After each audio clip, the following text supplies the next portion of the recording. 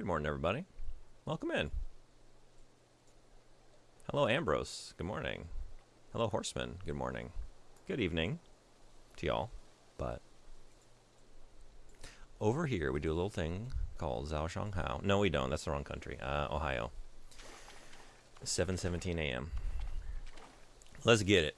I'm behind. I'm still in Chapter 3. Deadline approaches.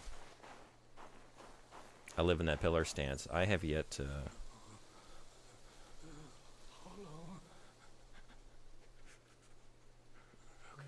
You need fire?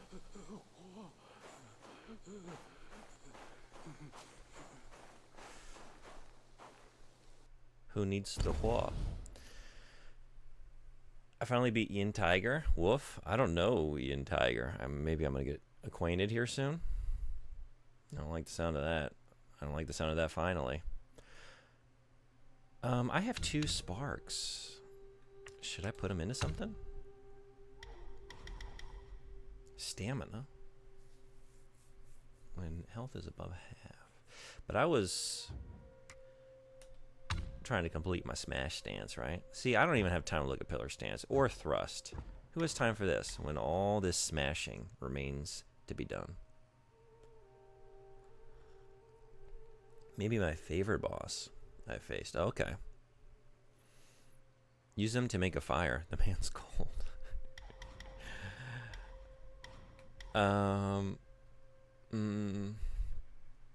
Did I want something? Everything, I guess. But was there something that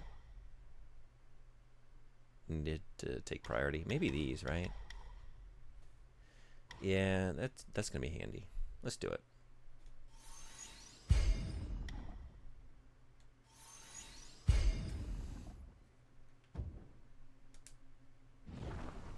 Okay. I did wander a little bit, not very far. I was like setting up the stream and I couldn't wait. It's you. You're just right here. I say we light this tree on fire. Alone in the Dark style? Elden Ring style? Fire, huh? Do I have something that... Do I have fire? I have fireproof. Not exactly what we're looking for. Do I have a spell or something that gets hot? Do I have anything that gets hot?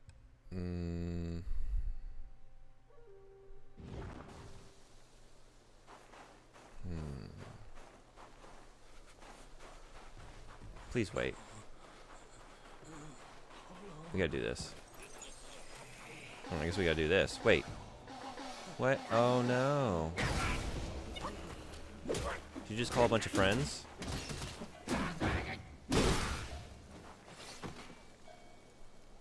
Yeah. Shit. There they are. Has our boy hit Spellbinder yet?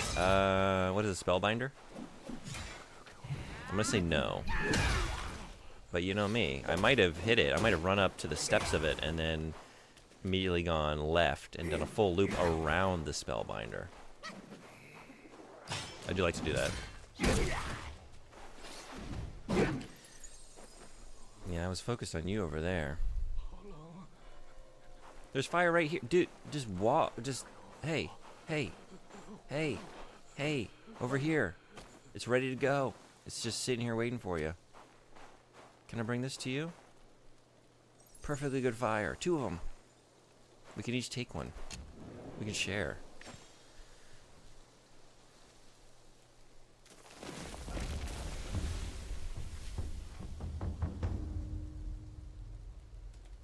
No rest. No rest for the wicked.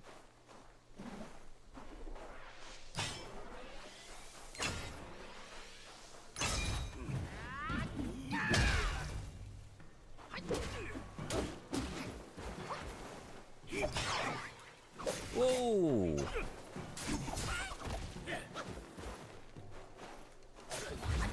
Give me a second. Yeah, like that.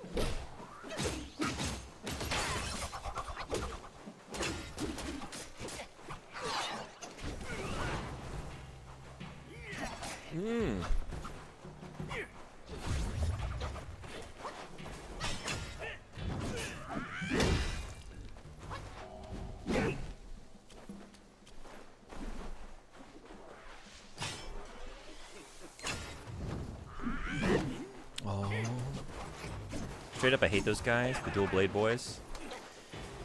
Yeah, I feel like any game, anyone that shows up with dual, anything of like, in this family of weaponry, I'm usually in for a bad time. I'm thinking of some similar enemies in Elden Ring that likes to, you know they're gonna dance around, do lots of flips and cartwheels and shit, and get right up in your business.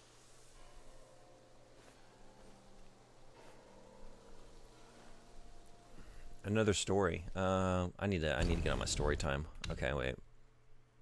Yeah, let's read one. I'm way behind. I'm still reading snake shit from chapter 2. Snake Patroller. As seasons turn from slumber at parts, hidden in green, a hunter with arts. Small in shape, it devours the grand, or strikes a pain no cure can stand. In the kingdom of Mami, a small city stood against the mountainside, its lush grasses and dense forests a haven for serpents, much to the townsfolk's constant dismay. There lived in this city a snake hunter, masterful in his craft, who had freed the people from many a serpent's threat, earning a fair share of silver in the process. He boasted not of his wealth. Instead, he often dispensed porridge to the needy and prayed for all. So revered was he that the magistrate awarded him a dwelling for all his family to live within the town walls.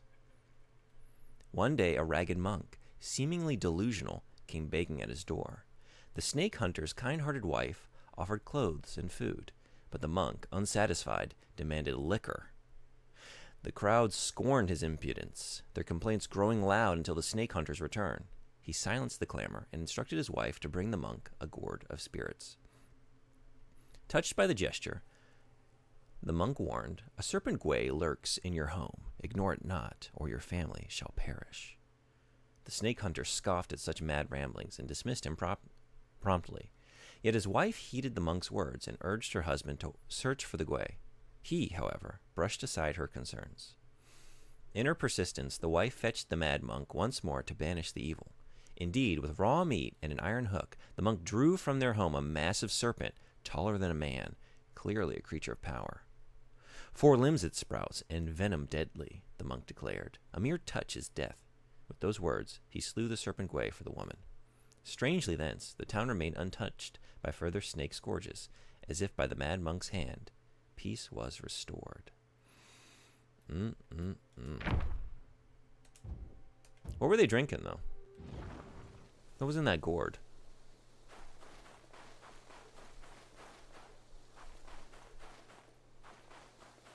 Oh, I missed a comment. I'm sorry. Perhaps think back to the most recent fight against the other monkey.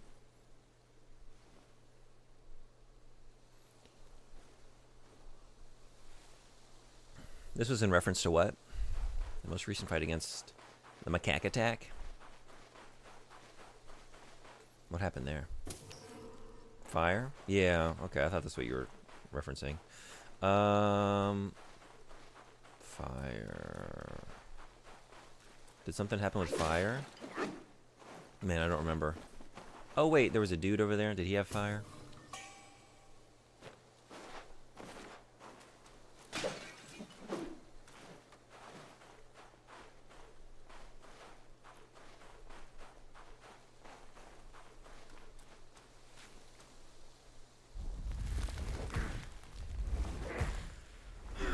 Oh, not even just okay.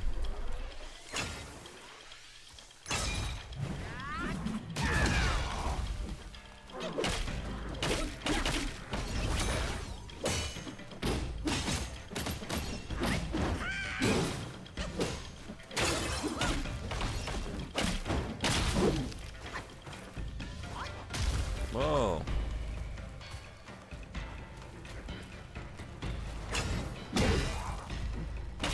I think somebody's been getting into the gourd.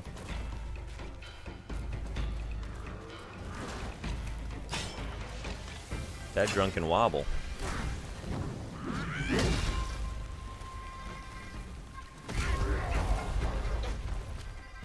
All right.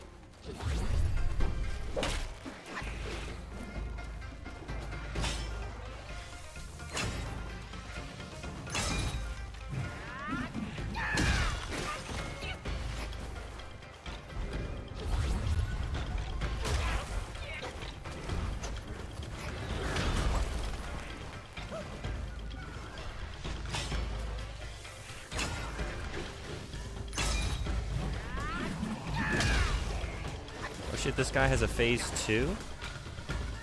Phase 2? He thinks he's funny. Look at this shit. A real wise guy. Doesn't work, because I'm pretty sure it's Gwei. Oh, what is this shit?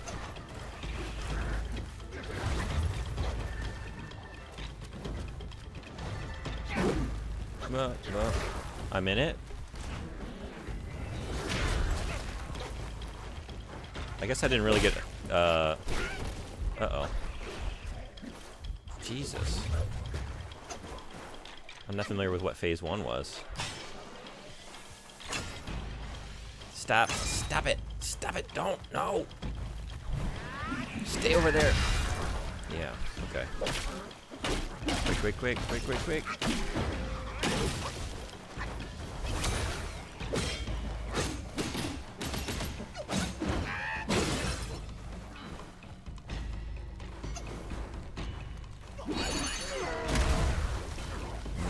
I think we need to...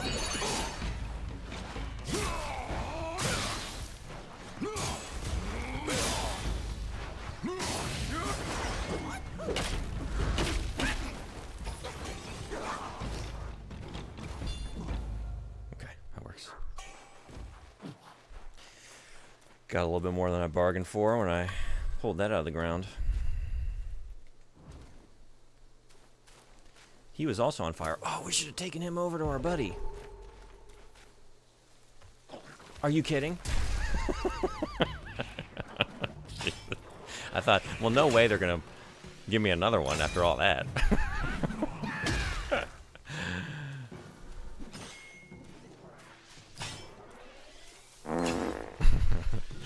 Yeah. Hey, Soden Boy, what's going on? Welcome.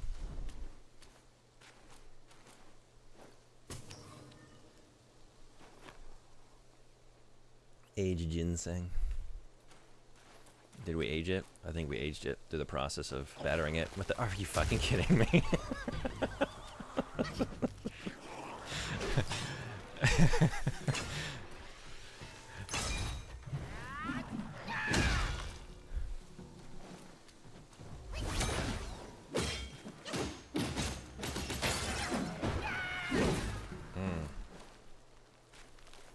That was a lot of ginseng. The whole choir singing. And a third.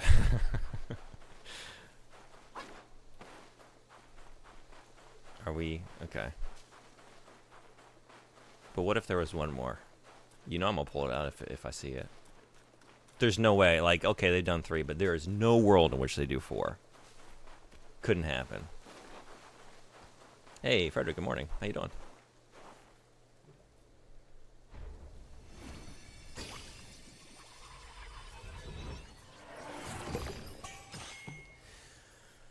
Ooh. Now we got some now we got some spirits in that gourd. You know what I'm talking about? That's my... Well, wait, that's the wrong kind of spirits. It's only 7:30 a.m. Maybe it's a little early for the spirit I'm thinking about. Although, when I was staying with my friend's family, this was also in Hunan, they were trying to be really hospitable. They were rice farmers, like just in the middle of nowhere. Like no access. Like it was like several buses. Like they didn't even have... The way they got supplies and stuff, like vendors would come to town like once a week. And they'd all like walk to the market. It was like really... It was the farthest removed I've ever been from like civilization. But they were trying to be like real hospitable.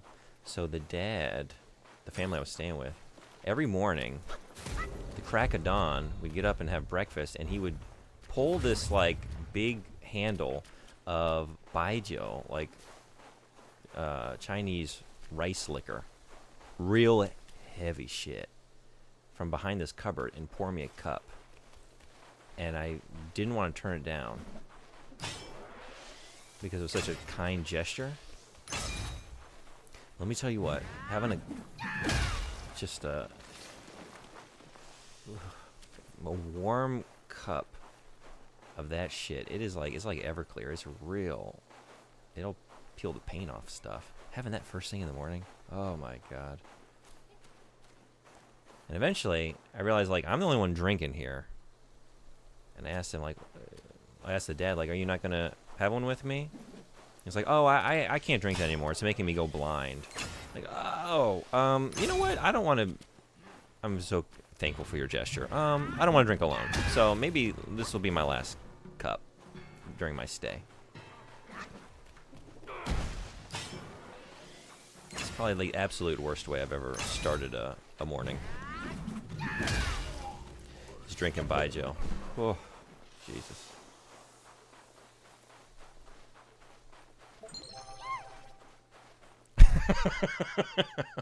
No. All right. What does triangle do? You're familiar with what it does. I do it a lot. Oh no, and now, oh shit! Just in time for whatever you are. All right, that's charged attacks, heavy attacks. So we're not doing that.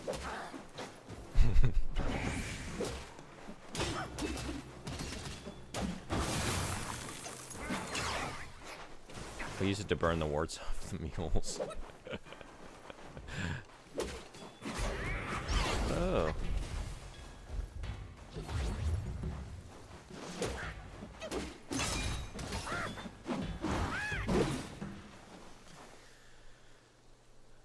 Okay. I'll put, excuse me, 5 minutes on. No triangle for 5 minutes.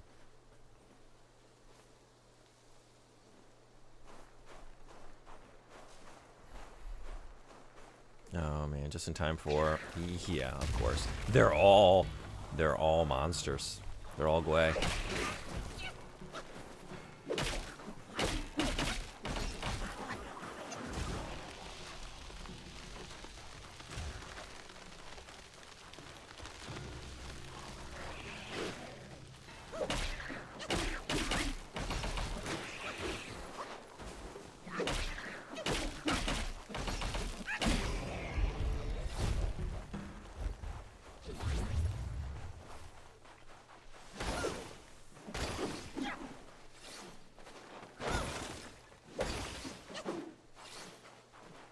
Did you set a timer? I did. Just now. We got 4 minutes left of no triangle.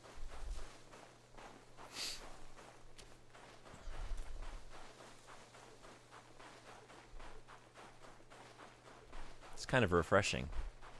Remember a world where you didn't feel the need to constantly be charging up your heavy attack?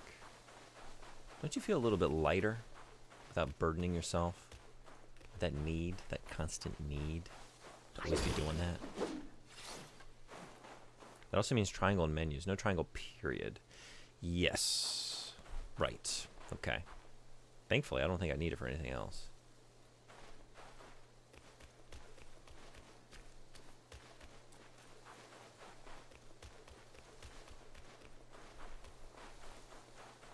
Oh, it'd be so good right now, though, right? That's like the perfect situation for a triangle. Oh, what do we got over here? Are you another? Yeah, you are. Oh, fuck.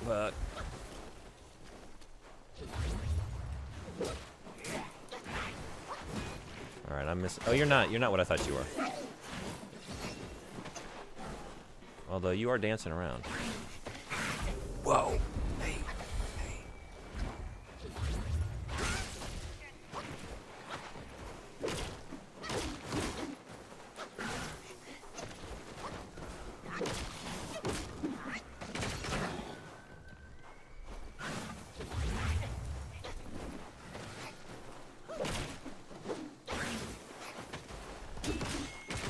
Okay, I am missing it with this one, because I can't do any like jump downward like what do I want to say, like overhead attacks. Just triangle, and we no longer recognize triangles. They don't exist.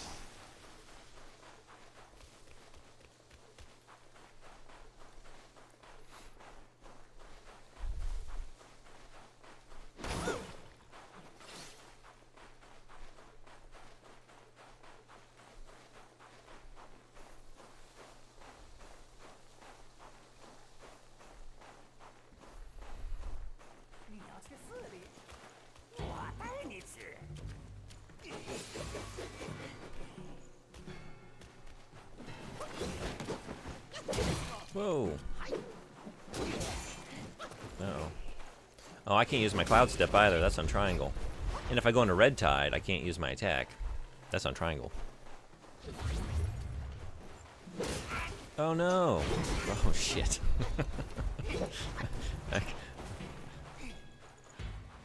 Wait. What do I do here? I'm out of tricks. Oh, look at that. Look at that full gauge for a heavy. I can't do it. I got nothing. I think I'm going back to that shrine. I think we're doing this again. Unless I just keep... Unless y'all fuck off. Yeah, unless I fuck off. Into the next life.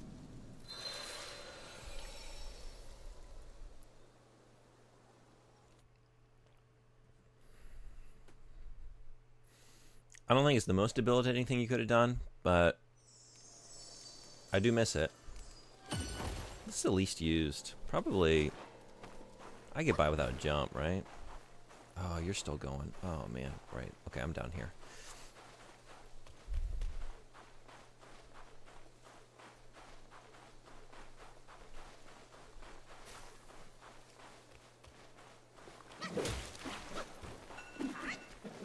Hey, triangle's back. We'll finish the asparagus. That was fun. It got me to realize just how much I rely on that attack. I knew it, but sometimes something like that makes it very clear.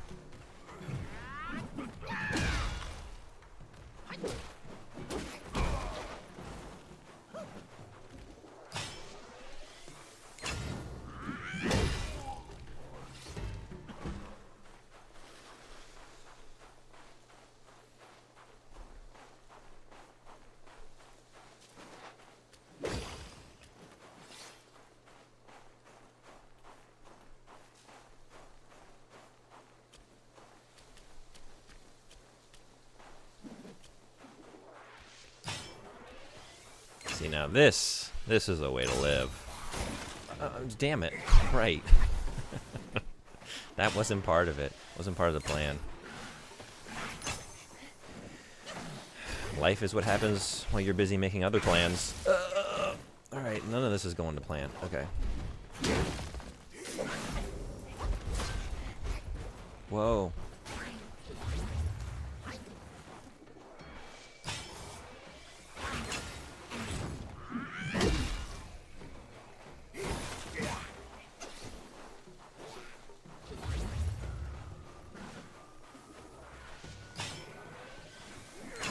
You gotta go.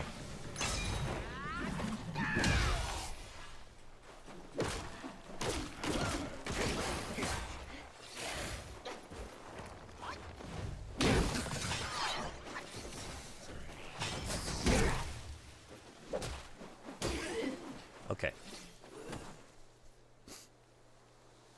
Now, let's try this again. With my proper tools.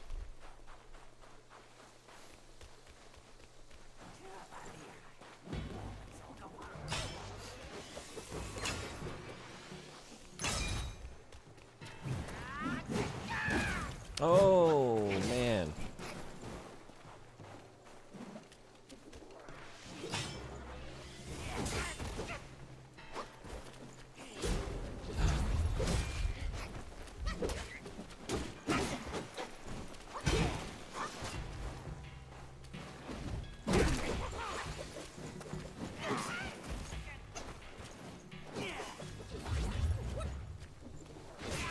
Oh.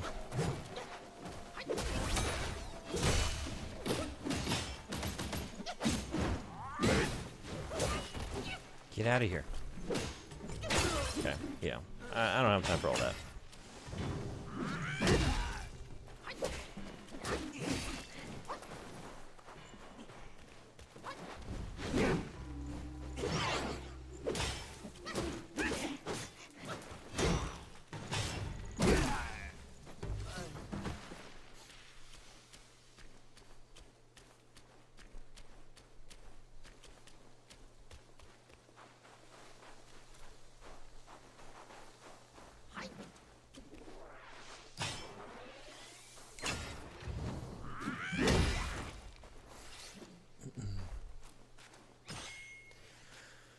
What are you? Excuse me.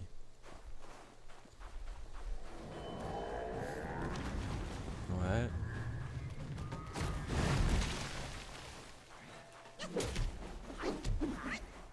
Let's get them toes. Or the ankle, I guess. Wow, okay.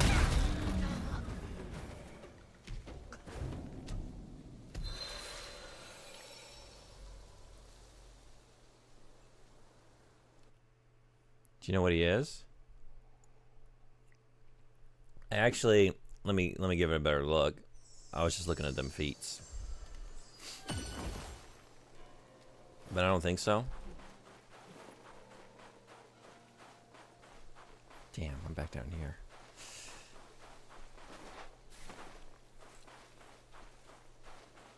Can I just... I can definitely run past you. And you? Yeah, those guys, I don't think they're doing cardio, right?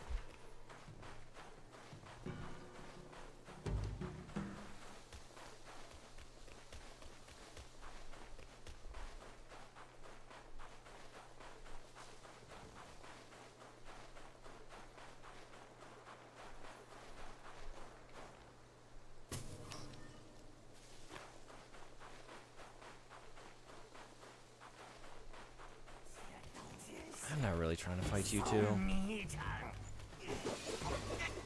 You're trying to fight me.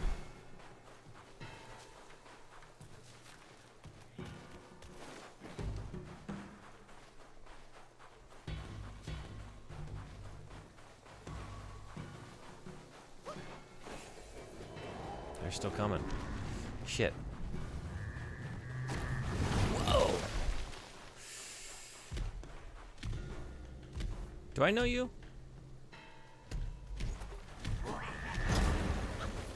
Oh, damn it. Gang's all here. What have you done?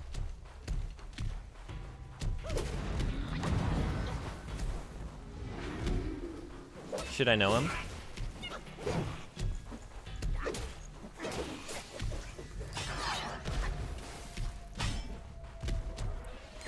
I've made some terrible choices here today.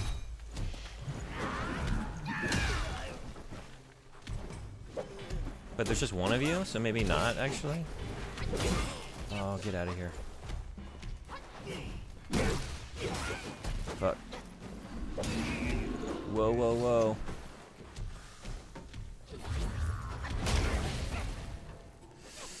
I see you're a tree-hugging type. Whoa!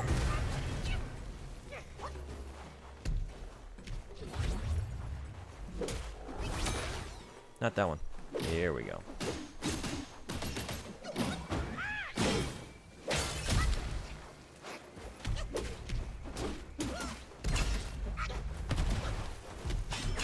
Could really use Torrent at a time like this.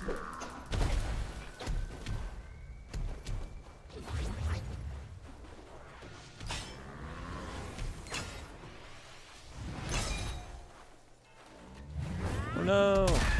Oh yes!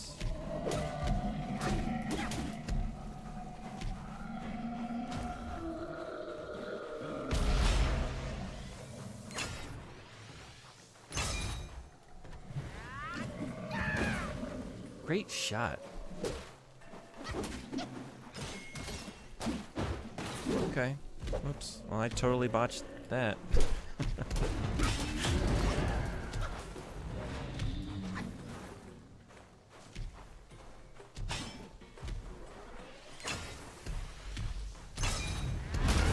Ooh. I thought maybe I could flip over top of it and still get my attack in.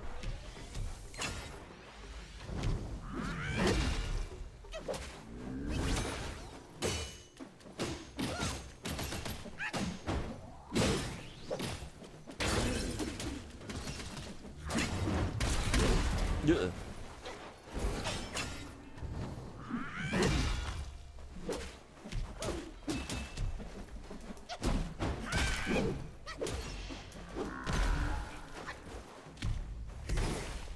Oh no! Oh, get the fuck out of here, really?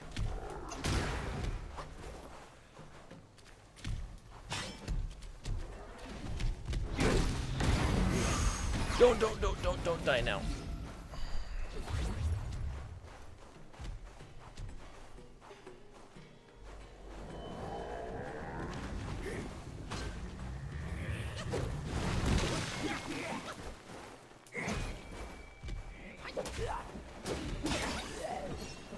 Just figured to be more acquainted after he stepped on you.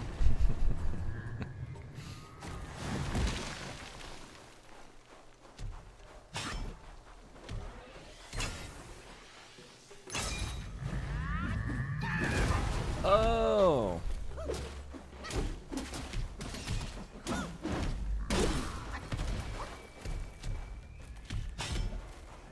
Now watch him teleport away and heal.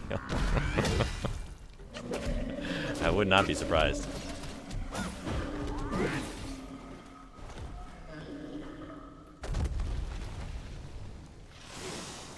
Ah. Just trying to revel in my victory. And then here you are.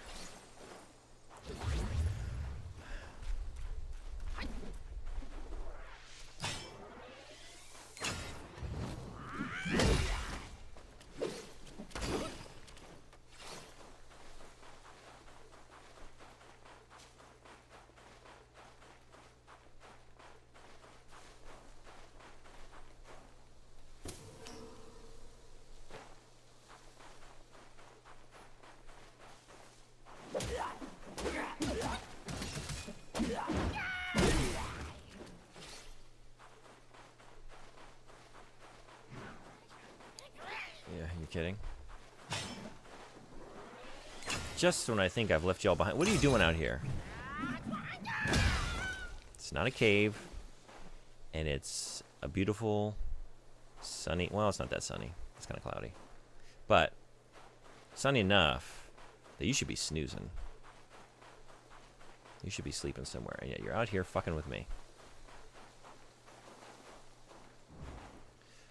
What are we going to get?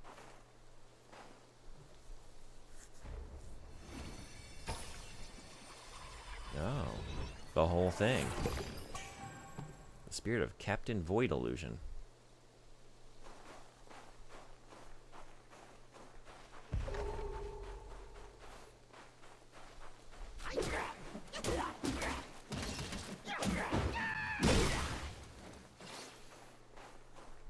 See, I want to read that, but then I'm so backed up on other stories. I need to work through some tales here today. Let's get a few. Because I don't want to zip through, because then I'll lose track of what I had read. Okay. Oh, fun guy? Fun guy Ling? Fun guy man. As mountain rains kiss the ground, youthful green is all around.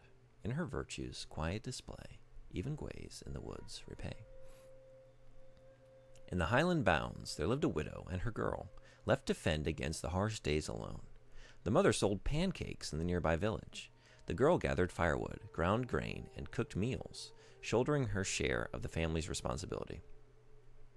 Ceaseless rains had worn down the woodshed, long neglected without a man's hand. The beams rotted, and the roof caved in. One day, the girl found atop the ruins a gleaming mushroom, vibrant and capped like a bowl. Dew dancing on its surface, a spark of life too precious to pluck.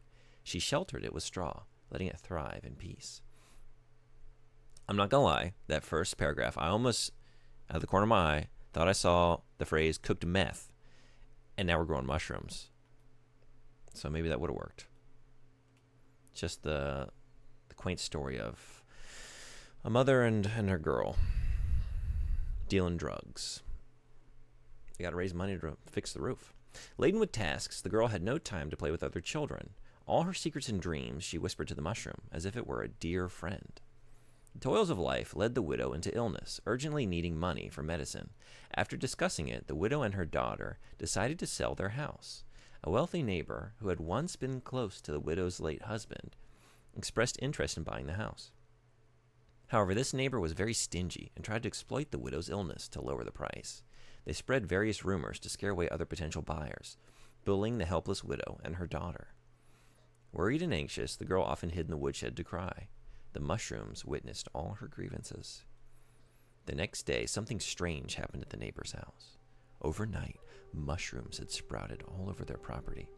When the neighbors ordered their servants to clear them away, they discovered a large, eerie mushroom about a foot tall, neither green nor yellow, growing on the main beam. When they tried to cut down the mushroom with long-handled sickles, it suddenly rose into the air, opened its cap like a fishing net, and floated above them. It shook itself and then fell onto the man of the house, crushing him to death. The air was filled with countless spores the creature released, knocking everyone to the ground. Afterward, the mushrooms crawled out of the ground, transforming into many Guays. They helped the widow and her daughter pack their belongings and leave the village, disappearing into the mountains. That's a wild-ass story. I like that one. It's also, like, I'm sure I got this a long time ago, but it's pretty newly relevant considering that little cul-de-sac down below where I couldn't stop. Although they weren't mushrooms. They weren't mushroom Guays, but he is a fun guy. I heard nothing. That was a very fun story.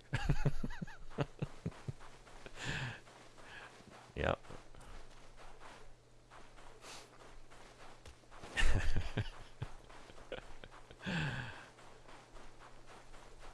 All right, you guys can be a pain in the buttocks.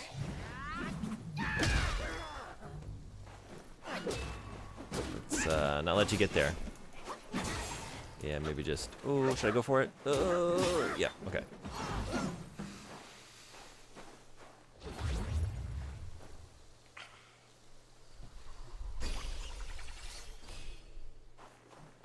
$720. Radical.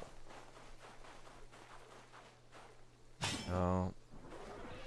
Okay, let's make sure we get you too. Beautiful.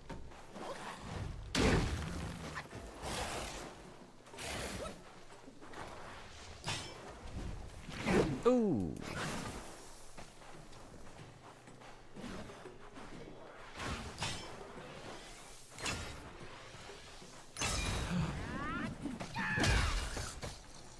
Almost thought I was going to miss that. Perfect.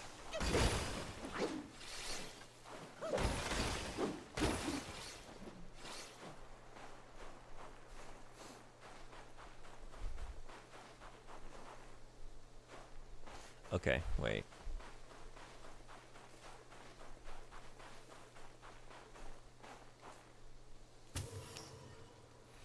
I'm on edge with all these. I don't know what's attached to a creature and what's not.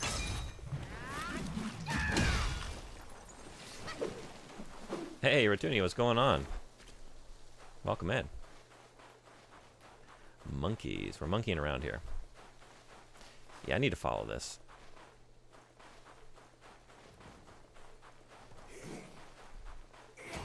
Right to you. Okay, wait.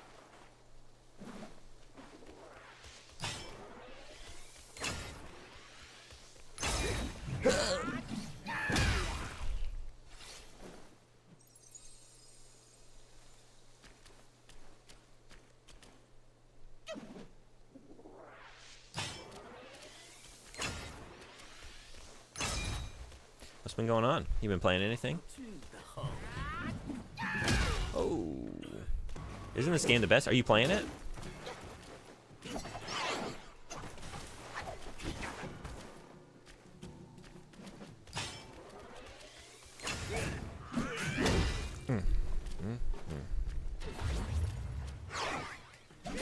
Oh, right. I should have. I'll have an opportunity to try it again. Only watched it and loving it. Oh, no, I'm sucking at life, only working and grinding.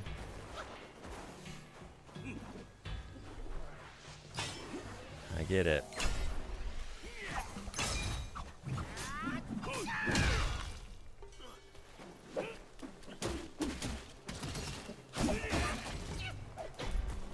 Need more joy and... Oh, monkeys. Everyone's awake. Yeah, I'm having a great time. I really love it. You would think I'd be monkeyed out. So like our podcast we do, we're also doing a bunch of Journey to the West stuff. So I've been like doing nothing but Monkey King for like over a month. And yet, I'm not tired of him. It's giving Monkey Dark Souls. Monkey never dies. Monkey never dies. It really doesn't. He can't. He went to heaven and he ate all the peaches. They got him tending the immortality orchard. And they should have known better. So you know what? They had that shit coming. Those gods. He ate all those peaches. And if that weren't enough, he also like went to the registry in the heavens and crossed his name out of the Book of Death. So they can't get him. Monkey see, monkey bonks. Hey, Mr. Retta, good morning. How was Formula Front? I popped in for a minute. But I kind of had you in the background while I was finishing the edit on our podcast. But I was watching a little bit. You popped in a few times here and lurked. Peaches in heaven confirmed. Oh yeah, they tried to kill him a number of different ways. Just made him stronger.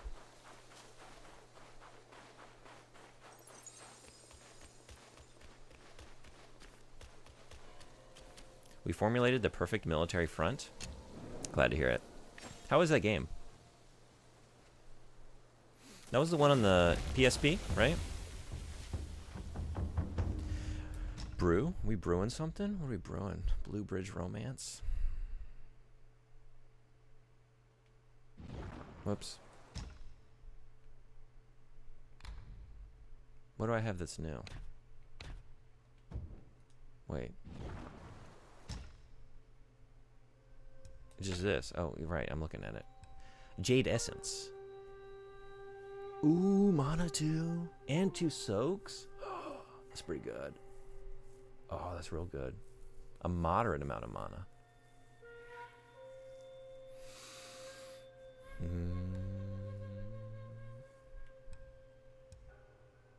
And I can live without one of those. Am I switching? Also, this can... Well, wait. It's legendary. But so are you. Legendary Romance or Legendary Essence? What would y'all pick? You're getting a choice. You get to be bestowed with a Legendary Essence, or you get to experience a Legendary Romance.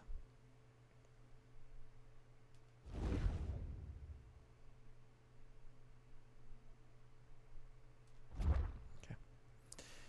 Let's get soaking. Let's just see. I want to see what the mana replenishment is like. What did I have going on? I think the Iron Pellet. That's pretty good too.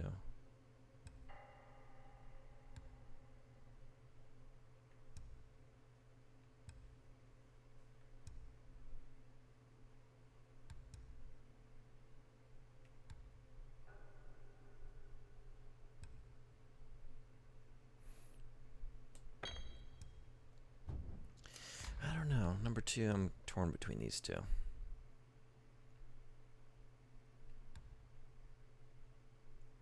Maybe this. It's the only Armored Core I haven't played at all.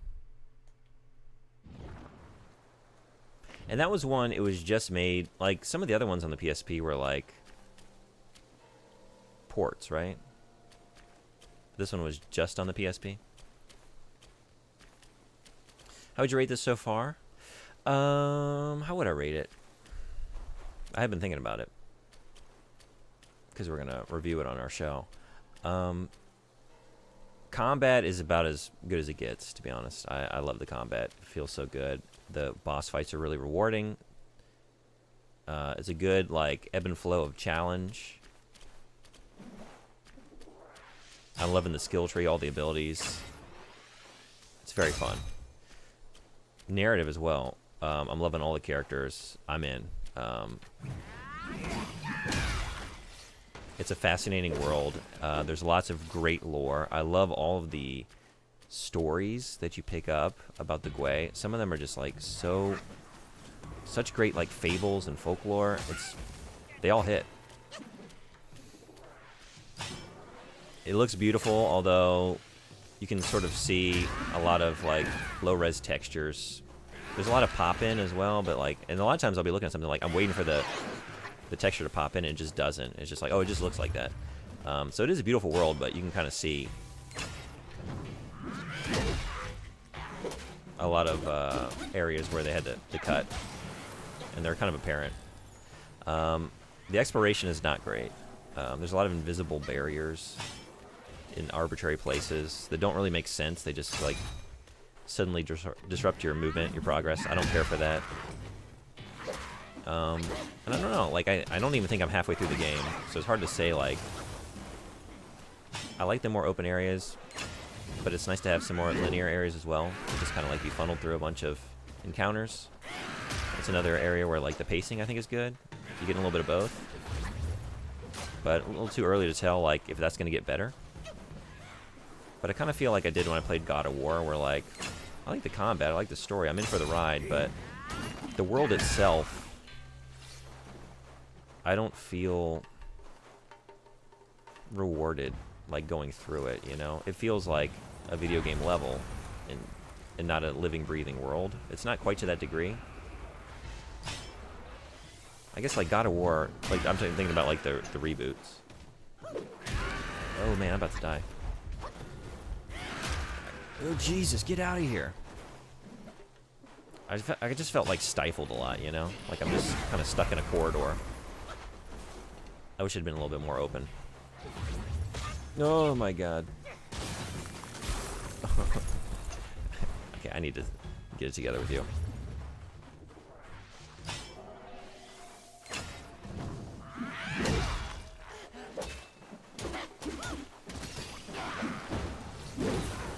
But yeah, overall, I love it. I would recommend it to anyone who likes this genre of game. It's very good. Wait, what? When did I get diamond? Oh, yeah.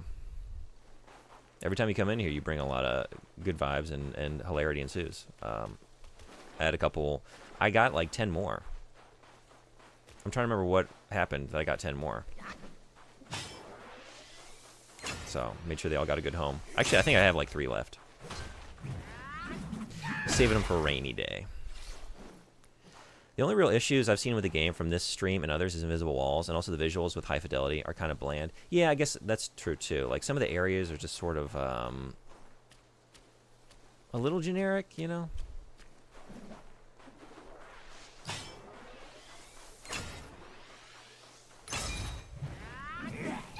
Not enough to like, this wasn't a top of mind criticism to me. I guess just like it wouldn't be like a 10 out of 10 area or environment. But it perfectly, you know, feels like what it should be.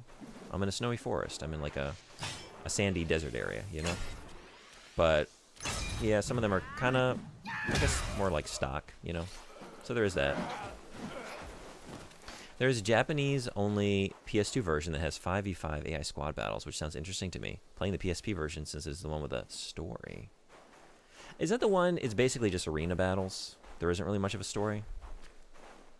I didn't realize that about God of War either. I mean, that's just my opinion. I loved those 2 games. The reboot, not reboot, but just the 2018. I think it's 2018. God of War and Ragnarok. But it was a similar experience where it's very managed exploration. And it's fine, it's just that's the kind of game it is. But it's not... It's not as fulfilling an experience as games that are more open. For me, it's just I prefer those types of games. Just imagine the invisible walls are the Buddha keeping you on the true path. Actually, that's an amazing take. I love that. Can I use that? Monkey has caused some trouble in the past, you know? He's gotten into a few things. We mentioned the peaches. He tends to cause shenanigans. Look at him now. He doesn't need to be breaking all these things, but he's doing it anyway. So the Buddha's like, look, I'm going to let you go, but I'm going to keep you on a leash to a certain degree. You're only going so far. We're not going to have a repeat of what happened last time. That's like an interesting take. It's been that long, I feel like it just came out. I think the PC version did, right? Last couple years. But I want to say, I mean, I played it a while ago.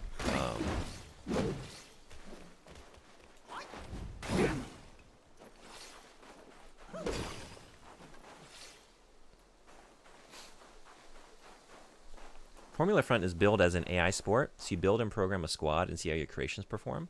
Other than that, it is all 1v1 arena fights. Okay, I like what I was seeing. You know what I really liked? I like those menus, man. I popped into the stream. I was like, what is this bright, cheery, flashy menu I'm looking at? I really liked it. Dynamic. Caught my eye. I said, let me lurk here for a little bit. I'll keep you going for a little bit of a, I don't know, something to capture my attention when I need to look away from editing. Find an excuse to take frequent breaks. Yeah, PC version in 2022. Okay, yeah. Is Ragnarok out on PC? Also, Frederick, have we talked about those games? I would be curious. I don't know that you've given me...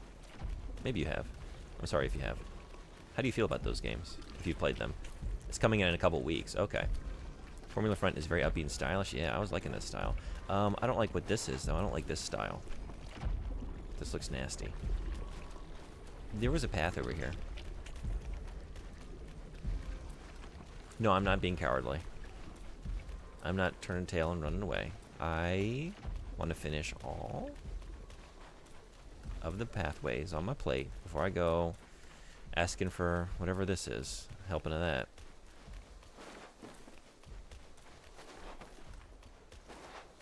I never played them, but I've watched them. Love the story. Okay. Yeah, I do too. Had you played the... I'd never played... I mean, I briefly. I think the first one on PS2. But not to any great degree. I've never gone through those original games. I would like to. So, like, coming into the... No, I guess I have been over here. No, I have.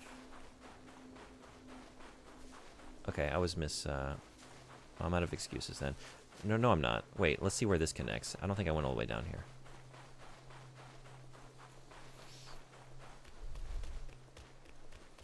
Yeah, coming into that... Do we just call it a reboot? Because this is like is a sequel, but it is a reboot of the franchise. Anyway, that... It's like, I feel caught up. I know the stakes. I'm immediately in. I'm immediately on board for this journey.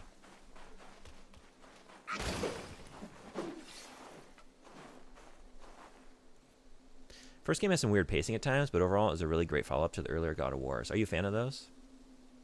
God of War, too gory for me sometimes. Sorry, Caps, no, it was appropriate. Kratos, he has a way of escalating suddenly. So caps lock's hidden in the middle of a statement about his game. Couldn't think of anything more appropriate. Ragnarok does not have the same pacing issues. Overall, just an improvement on the 2018 game. I agree. I think it was hard for me to say, you know, because the first one made such an impact just because of like the experiences it was. Ragnarok as a follow-up, it's gonna not pale in comparison, but at least it's not gonna have the monumental impact that the first game did as like a new, fresh experience, you know, because it is a continuation. So I don't have like the same, like when I think about it, I don't have quite the same strong feelings as I do about the original. And I love the simplicity. Like, it gets more complex as you go through it, but, you know, delivering mother's ashes, you know? And like a father trying to connect with his son. I just love, like, the purity of that tale.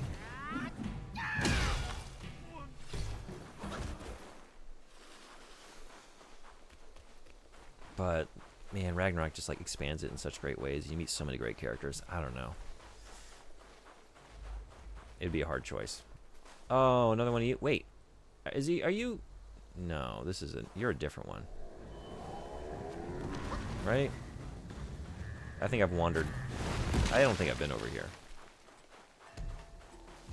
And I don't think I'm going to take you down with... Wait. I don't know where I am. What? Bats! No, not a bat. Something came in from the skies and I figured that's what you were. What are you?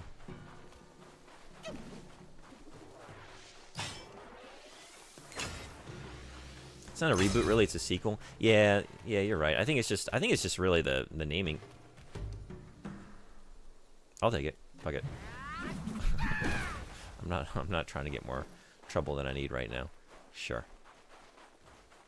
I don't know where I am. I'll take you down though. Yeah, I think it's just really the titling, right? Otherwise it'd be like, yeah, it's obviously a sequel. It's a continuation of the story. It's picking up where I imagine, based on what I'd seen, the previous games had led to. But just like calling it God of War, and then I guess it did seem like a fundamental change in the structure of the game. In some ways, I don't know. Maybe not, because it had been a long time. Is it just an update? And I also haven't played God of War 3. I don't know where the series had gotten to by that point.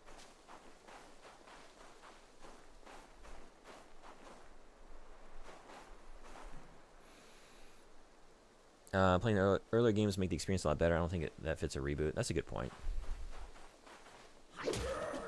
I think... no? Oh, I'm not falling. Bye-bye. You're falling. Maybe I should just run into the... whatever that nasty thing is. I don't have any interest in getting 2018 for PC, but I might get Ragnarok. You said you'd watched both, like all the way through. Do you know the entire story? Like, do you know how it ends? Ads in 2 minutes, 40 seconds.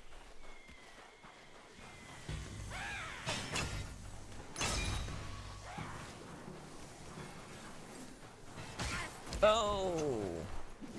Man, I don't like you guys. Another 2 of you. Oh, jeez.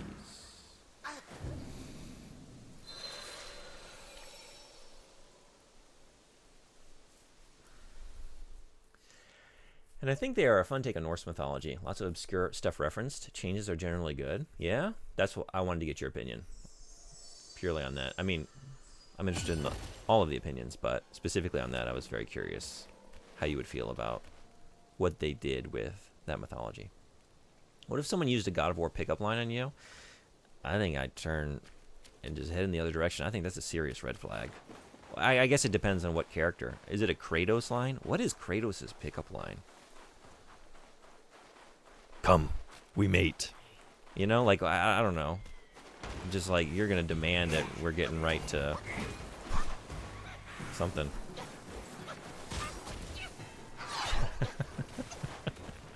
Yeah. It would be like a very pragmatic thing too. Like, not like I have the desire for intercourse. Like, Atreus, he would do better with a sibling. We must produce another. I've watched all of both except for Ragnarok DLC. Oh, you know what? I haven't watched that either. I haven't played that. That dropped after I finished the game, I think. But wasn't that just like, isn't there like a roguelike mode or something? Is there story stuff? I should go back to it. I'd like to try that out. They clearly didn't like you either. Nobody likes me. It's fine. Everything's mutual. Nobody likes anybody. Alright, we're going to see whatever this is, but we're going to do it on the other side of a quick commercial break. Gotta leave the people hanging. Don't touch that dial. We'll find out what this shit is after these important messages from our sponsors. Kratos doesn't do pickup lines, he just tells you to bend over. Yeah, that's what I'm saying. So, right, those orgies scarred me. Oh, yeah. There is story stuff. Apparently really important. No kidding. He does yell boy a lot. Maybe just howdy after that. Oh, Jesus. Odin and Ragnarok is pretty much perfect. Same with Thor. Yeah, okay. Yeah, I thought those were both. I loved Ragnarok's take on both of them, really, Thor. But I think Odin in particular, especially seeing like the side of him, like the fatherly, so avuncular, but like actually fatherly, like father figure to Atreus, and like how he manipulates and draws you in. So good. Man, that game is so good. Oh my god, boy is the only word he knows. Alright, quick break. I'll be right back. I guess over the break, think about your best Kratos pickup line.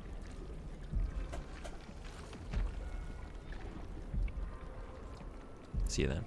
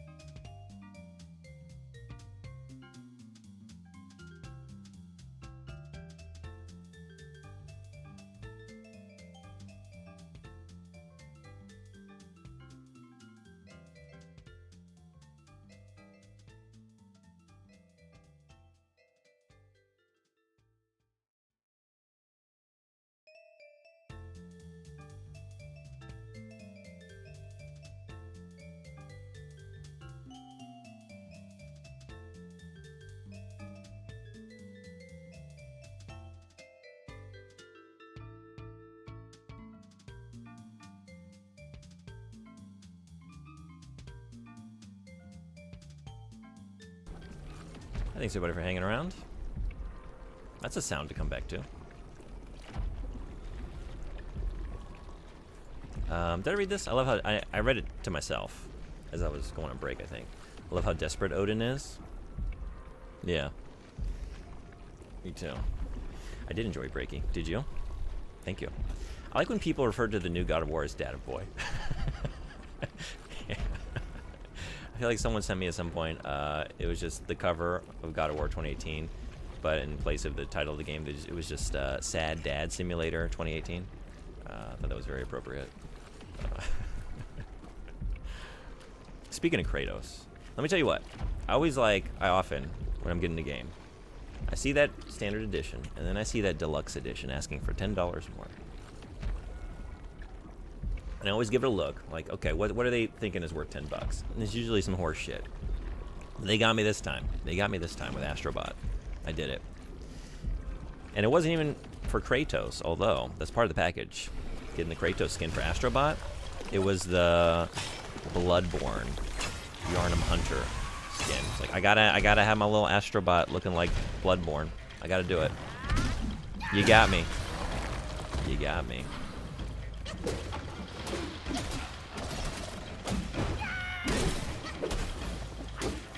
Whoa!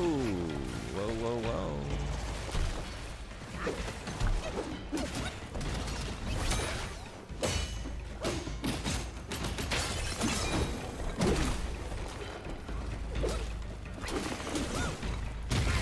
Uh-oh.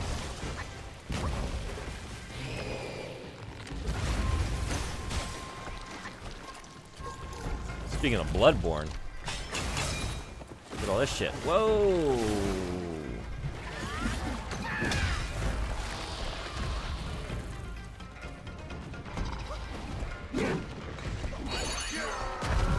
Great time for headbutt. Yep. Perfect.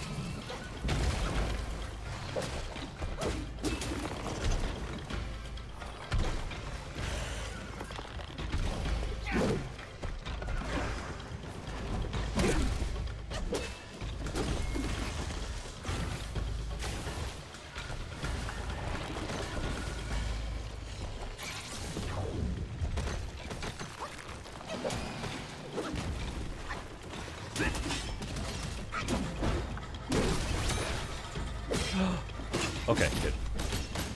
Sometimes they just dance out of the arena, and that's when I hit them with Immobilize, and then it's just worthless.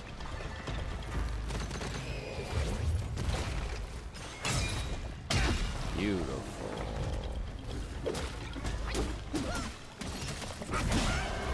No. Whoa, whoa, whoa, whoa, whoa, whoa, whoa. Stop it. Stop it.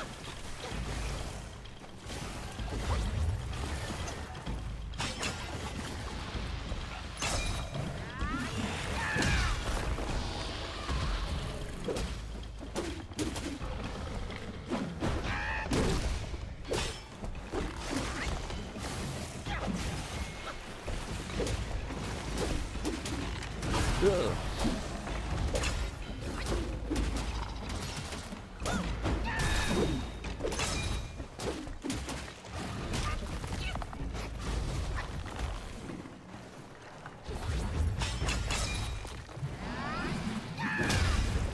Hot dog. Captain Kalpa waving goodbye to you. Bye-bye.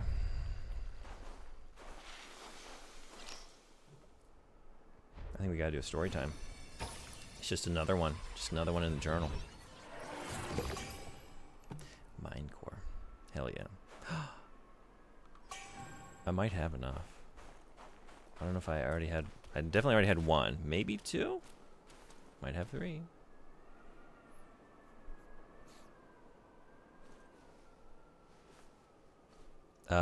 Let's see. Where did I leave off? Break was good. I'm eating barbecue sunflower seeds. I'm a little jealous. I don't need to be jealous. I have sunflower seeds right in the other room. I just... Yeah. Maybe not at 8:30 in the morning. But if I want them, they are there. But they're not barbecue.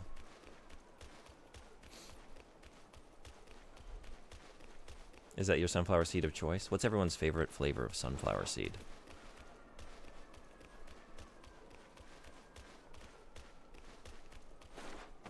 In Norse mythology, Odin desperately seeks a way out of dying during Ragnarok, seeks any and all knowledge, and God of War did a good job with that. They did. Astrobot, let's go. Are you going to play? I love Astrobot. I'm so excited. I'm putting everything on hold. I kind of forgot it was coming out. I just remembered suddenly. Because I had the controller on pre-order. Like, oh yeah, that's coming tomorrow. I don't know if you've seen the PS5 Astrobot controller. It's another place where they got me. They got me. I just... It's too cute. I gotta hold it. Gotta hold it in my hands. Definitely give him Bloodborne. Man, I miss Bloodborne. October is Bloodborne month. Are you gonna... Yeah, it is. For sure. Are you gonna play it in October? I would love to. I would love to stream it, you know. I haven't streamed it. But this year, there's just... See, I don't know if you had popped in for any of those. I'm trying to remember. Or maybe you did. And I didn't know it. But we're playing a lot of Resident Evil. We did some fundraisers. So I got to go through basically the entire Resident Evil series. At least in terms of mainline games, yeah. So we'll be playing a lot of that. And some game requests. So there's no time for Bloodborne this year. Maybe next time. Why did you bow to him? Why did I bow to him? Monkey doesn't bow. Breaking immersion. I love how ugly this thing is. The stamps, though. Could definitely make an OnlyFans for its feet. Let's go. Now, if we made the OnlyFans for that thing's feet, what do you think that people would be coming to see? Should we keep smacking it with a cudgel here? Or should we treat them nice? Maybe they'll do a little bit of both? Or is that like... Are those tier rewards? But what do the base tier get? Do they get kindly foot action? Or do they get violent foot action? I don't know. What do people tune in for that content? What are they going to pay? What are they going to really break out the pocketbook for? First try, good work. Maybe we'll finish the game in time. Ambrose shared with me that you took 66 hours to complete the game. You're a lot faster than I am. I don't know what to do with that information. File it. And just say to myself, probably not. But at least I have a rough estimate of what it took somebody else. That said, their take on Thor does not seem like the kind of guy to cross-dress, and definitely would not be mistaken for the most beautiful woman in Asgard. Yeah, I mean, beauty's in the eye of the beholder. Some people see that Ragnarok Thor. They might be into it. You know, he would be good to cuddle, for sure. Yeah? I would definitely feel safe in his arms.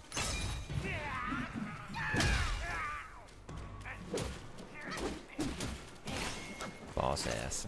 I'm allergic to sunflower seeds? Oh no, I'm sorry. Are there any... Is it just an allergy to sunflower seeds? I'm just like, other seeds as well? Or nuts? Or, I don't know. I'm not familiar with this allergy. What is that? Is there anything related? That sucks. Yeah, they are great. It's one of the things that helped me quit smoking, actually. Especially being on some long car rides.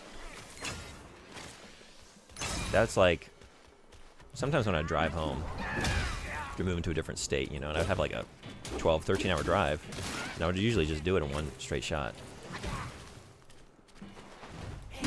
Man, I'll tell you what, that's when it really kicks in, like, oh, you know what would make this drive a lot better? Smoke break. So that really helped, just having a bag of those. Something to do. I gotta have something to do with my hands and mouth.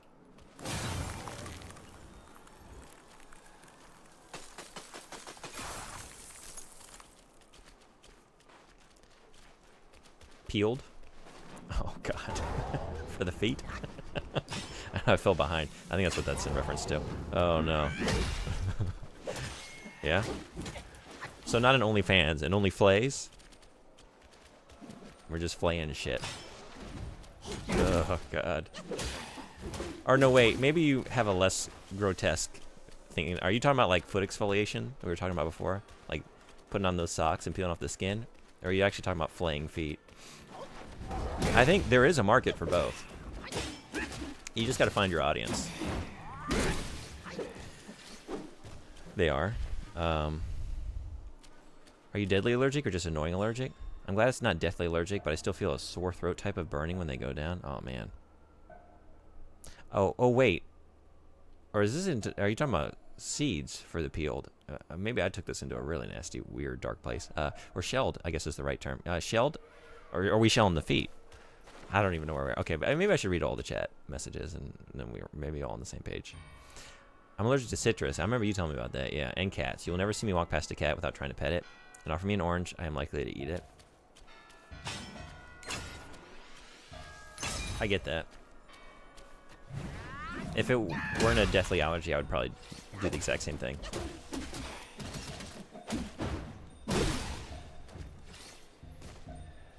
Okay, good. I was hoping you wouldn't get a rash from me mentioning them. Apples and pineapple give me the throat itch. I get it with the pineapples. I'm with you on that. But it doesn't happen all the time. And so, similarly to what Frederick's saying, like, give me a pineapple. If you offer me pineapple, I'll probably eat it and be like, I don't know. Maybe. Maybe this is the day where I get a little of that mild allergy. And maybe I don't. But on the way there, I'm going to enjoy this pineapple. I did unlock the shrine. Did I? I don't know. If I were a betting man, I would say most likely not. Let's go find out. I have no idea how to read this. Prim's poem? Thrimskov... wait. Thrimskivitha? One of the best-known poems from the Poetic Edda.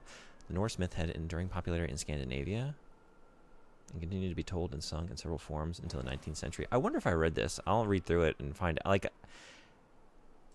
I took a mythology course in college, and that was really my first time really getting into, like, Norse stuff. And we did read the Edda. And also, what did we read? Was it called the Mabinogion or something like that? Oh, wait, that's different. That's Welsh prose stories. That's not what I'm thinking of. Just the name popped into my head. But we did read that as well. This is the problem with doing a bunch of mythologies in quick succession that you're not really familiar with. You know, in the span of a couple weeks, just reading through a bunch of stuff, in addition to a bunch of other classes. And I was an English major, so just reading so much. A lot of it didn't take. But there are some vague memories in there somewhere. That said, this part he would definitely do. Thor laughs internally when he sees the hammer, takes hold of it, strikes, Ymir, beats all the Jotnar, and kills the older sister of the Jotnar. Peeled feet, huh? I see how you think. Look, it just, because that wasn't long after the feet stuff, right? No, I guess it was. I'm looking. There was a bit of distance there. Okay. Anyway, next message. I got to keep reading. It's all backed up. Keep your eyes and feet peeled. Yes. Sorry, I was on the phone and missed out on. It's fine. There was nothing to miss out on. No. Okay, this shrine. Yeah. Did I get it? I don't know. Let's make sure. Like a banana. Oh, God. Look, I might have taken it there, but I didn't like it. I didn't like being there. I don't like the image. Don't care for it.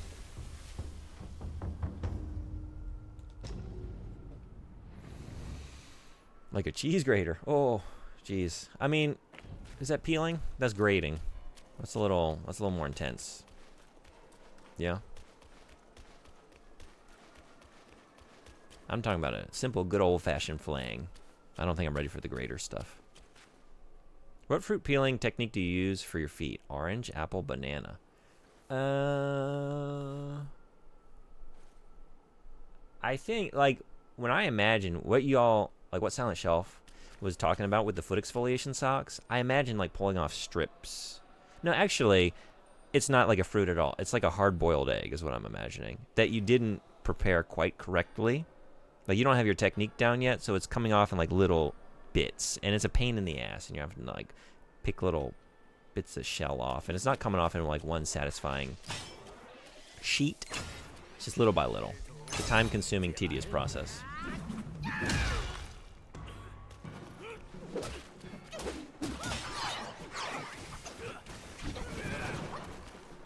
Okay. I actually remembered you had a follow-up attack this time. Progress. And beautiful.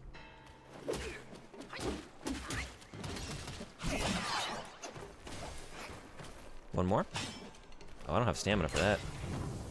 I had stamina for that. Okay.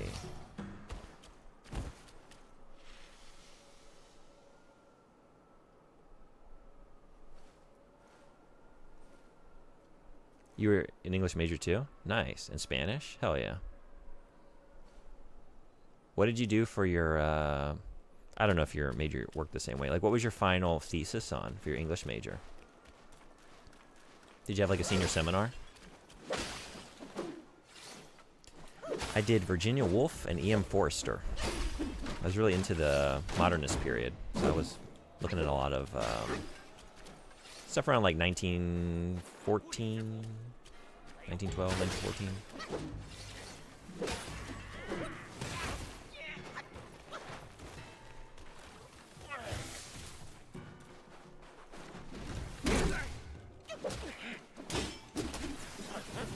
You better not.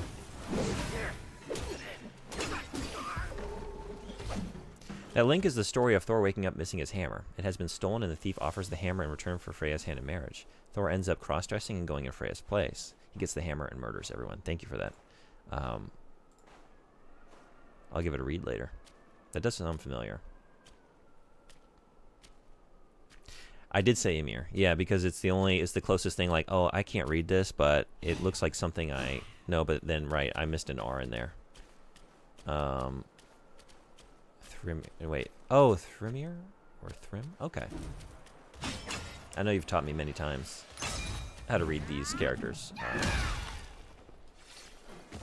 haven't studied. Sometimes I go a little too far. It's fine. This is the place for going too far. You're in the right spot. Banana seems the most convenient. Break off the big toe and peel the skin off from the... Oh, God. Yeah? Yeah. Eggy feet? Yeah, I think I'm going eggy feet.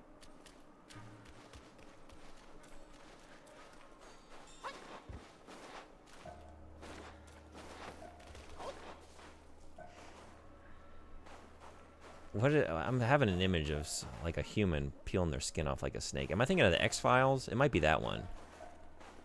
Maybe that's what I'm thinking of. Y'all know what episode I'm talking about? I think it's in the first season. Although he comes back. It's like the guy that can... He's got all those snake qualities, and like I think it's called Squeeze. Or he's like, how did someone get into this room to murder anybody? The only thing here is like this little tiny vent.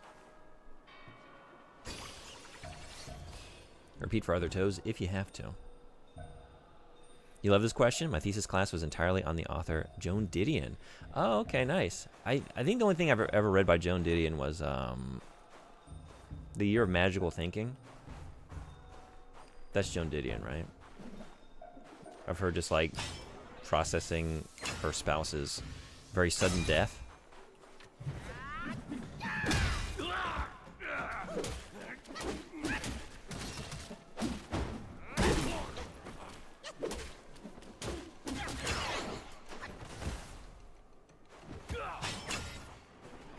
These are Norse characters, not modern ones.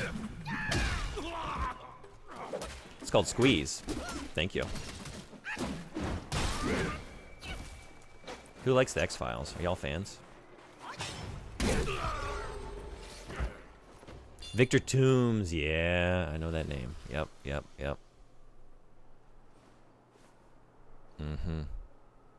First season, September 24th, 1993. And I feel like that episode, it's in the opening for the X-Files, like during the opening credits music. Like the scene of Mulder and Scully, like, coming into a room with their flashlights. I'm pretty sure that's from Squeeze, right? When they're going in to, like, see his nest that he made out of all, like, the newspapers and stuff. He shows up in 3 episodes? Oh, man, am I forgetting one? Okay. He comes back another time? I don't even really... I'm kind of mixing up the ones I know. It's been so long. Last is in season 8? Maybe I never saw it then. I never saw the latter seasons. I don't know when I fell off. I don't think I remember watching anything with Robert Patrick. Like, I remember seeing one, and it felt so wrong to not see David Duchovny that I just did not watch anymore. Whoops. He's in 2 episodes in season 1. Oh, those are both in season 1. Okay.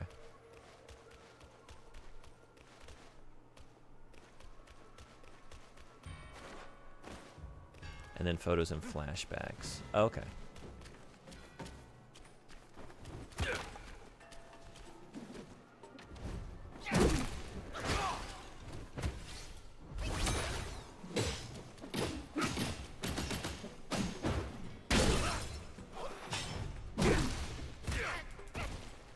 So I basically wrote my thesis on how our health struggles and life challenges correlated to what was happening historically at the time. Yeah? That sounds really interesting. So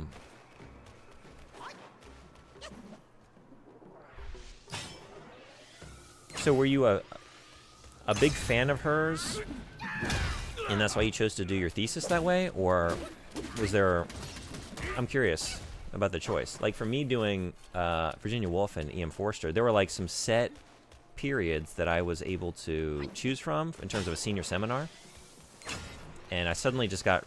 Like, I was looking at the options, and I think I was already kind of interested in, like, modernist literature in that time period, and, like, some of the radical changes that were happening in the arts. And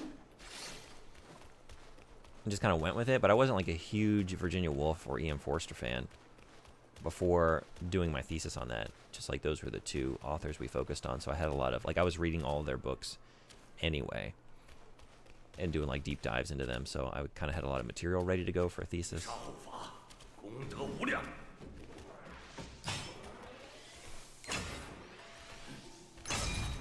Should have healed. Let's do it now.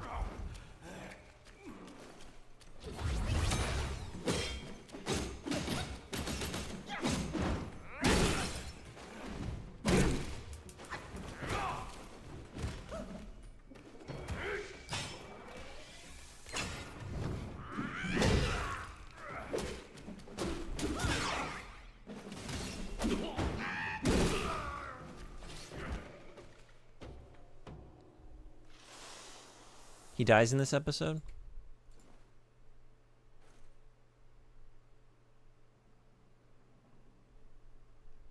I definitely have seen this episode. I guess I didn't remember.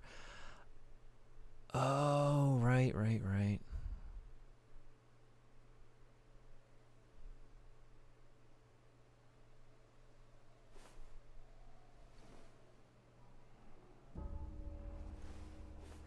Okay, yeah. I do remember that. Been a very long time.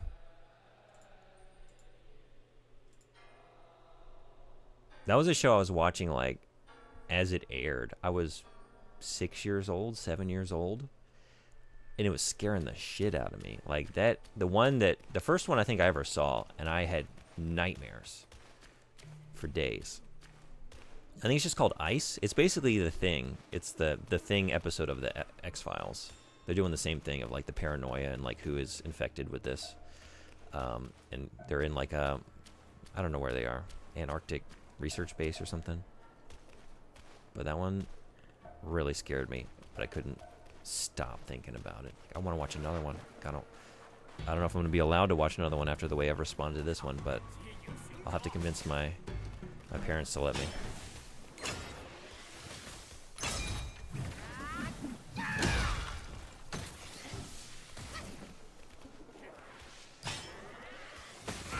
Oh. Maybe just be content with this. Not even content with... Oh my god. Alright.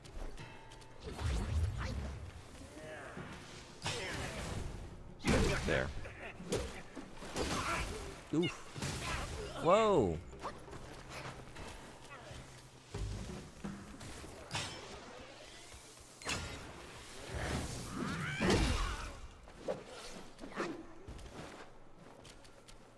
She was a very referential person. Yeah? Ooh. Like her endnotes were insane. So many goddamn references. She's one of your favorite authors of all time. I gotta check out more. Do you have any recommendations?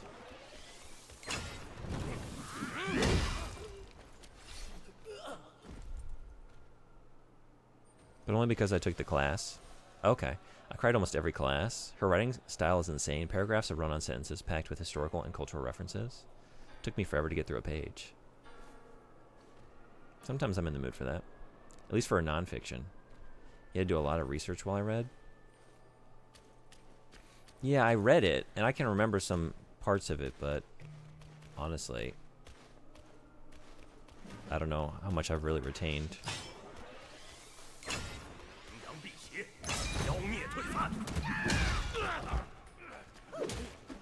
But I remember enjoying it. Well, I remember being affected by it. It wasn't like it was a good read. It was very sad, you know. Because her husband just, like, without warning, no pre-existing health issues, just, like, went into cardiac arrest or something. I'm trying to remember. Was it a stroke? I just remember her describing the scene of him just, like, collapsing on their sofa or something. And he's just gone. Like, without warning. Jesus von Christ. With Scully's help, Mulder escapes back out through the utility entrance and turns on the escalator, which drags Toombs to a gruesome, crushing death inside the escalator mechanisms. Yeah.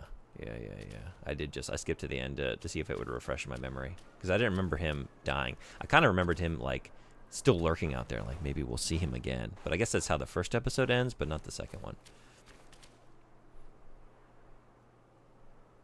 What was my thesis on? What was the exact title of it?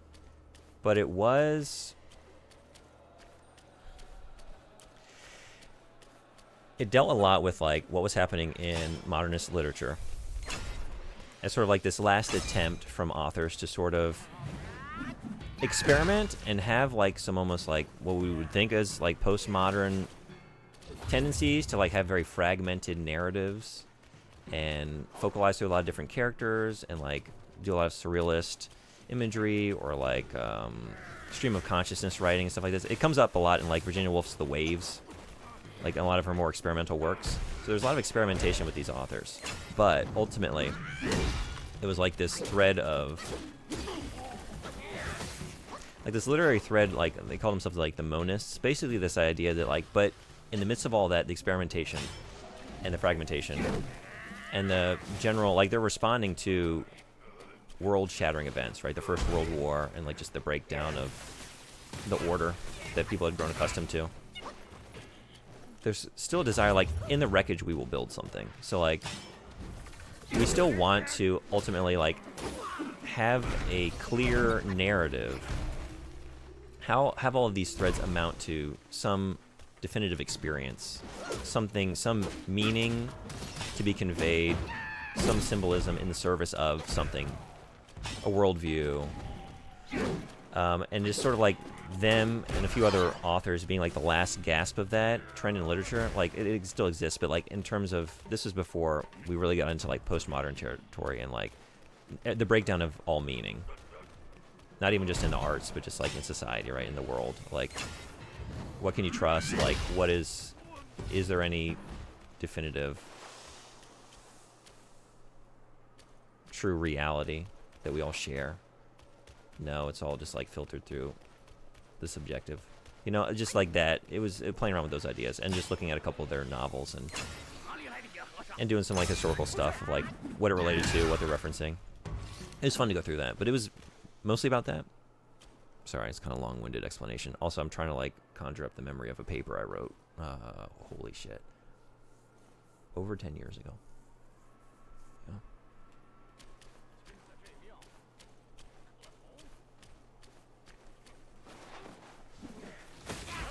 Yeah, maybe deal with... this is not a smart way to do that.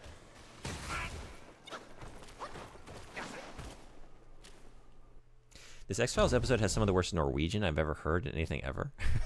Really?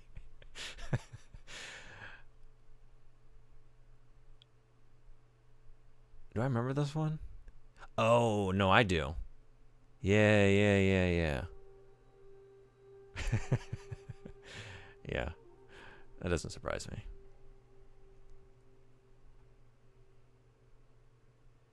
We tell ourselves stories in order to live. Life-changing. Oh, is this... are we going to get to hear it? Norwegian? Let's give it a listen. Oh, it's a little loud, sorry.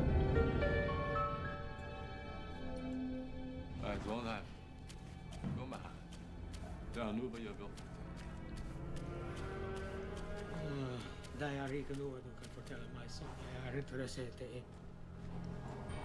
Er du sikker? Få vekk deg allerede. Tror du? Og hvorfor tror du det ikke lurer deg? Jag vet vad du prøver å gjøre, Olsen. Hvis du ikke stoler på meg, så stol på de egne øyne. Du så vad som hintet til kraftin. Jeg tar berit parti. Men du bare var... Vi må alle dø. Ikke på det med maten. Hvorfor skulle jeg gjøre for deg? Du er en løgner og en morder. Vi er bare drevet til for å overleve. Vi vil ha deg sammen. Du kan ta Dallas, jo.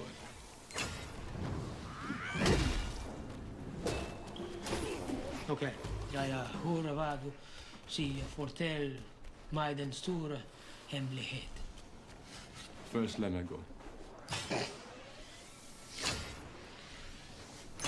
Borden vet jag att du fortäller sånheten. Se på mig, Trondheim. Og så ser jeg på disse.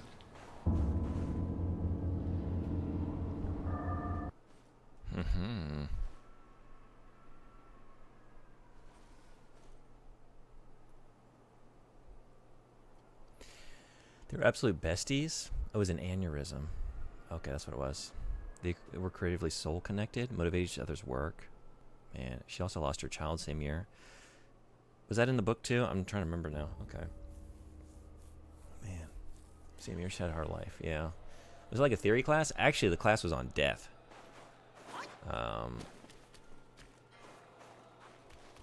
So all we did was just deal with. It was a mix. I'm trying to remember what department it was in because I was also I was a dual major because I did religious studies as well. It might have been one of those kind of like in the middle of the Venn diagram courses. Technically, it would have been under the designation of one school or the other. I'm trying to remember. It might have been in the School of World Studies, but it was like looking at death through mythology and like also cultural practices, and then literature, usually like that look at death in a certain culture, like bolstered by it being reflected in the literary realm. So when we did like Death in the West, we did read Joan Didion, and C.S. Lewis, The Grief Observed was another one we read. I'm trying to remember what else. Another really great book. They kind of helped me, actually. I lost a friend about that time. I was in my second year of college. So I'd either just read it or I was reading about that time. I remember rereading it. So yeah, okay, I think I had taken the class first, because I remember reading through it again, trying to process. We lost like one of our friends in a car accident that year. He was a great writer and a very wise, I don't want to say he's a wise guy. No. he was wise. I'm gonna die.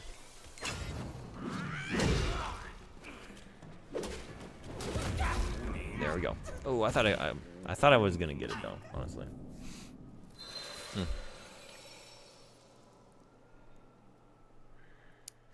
What was the style of those books called though?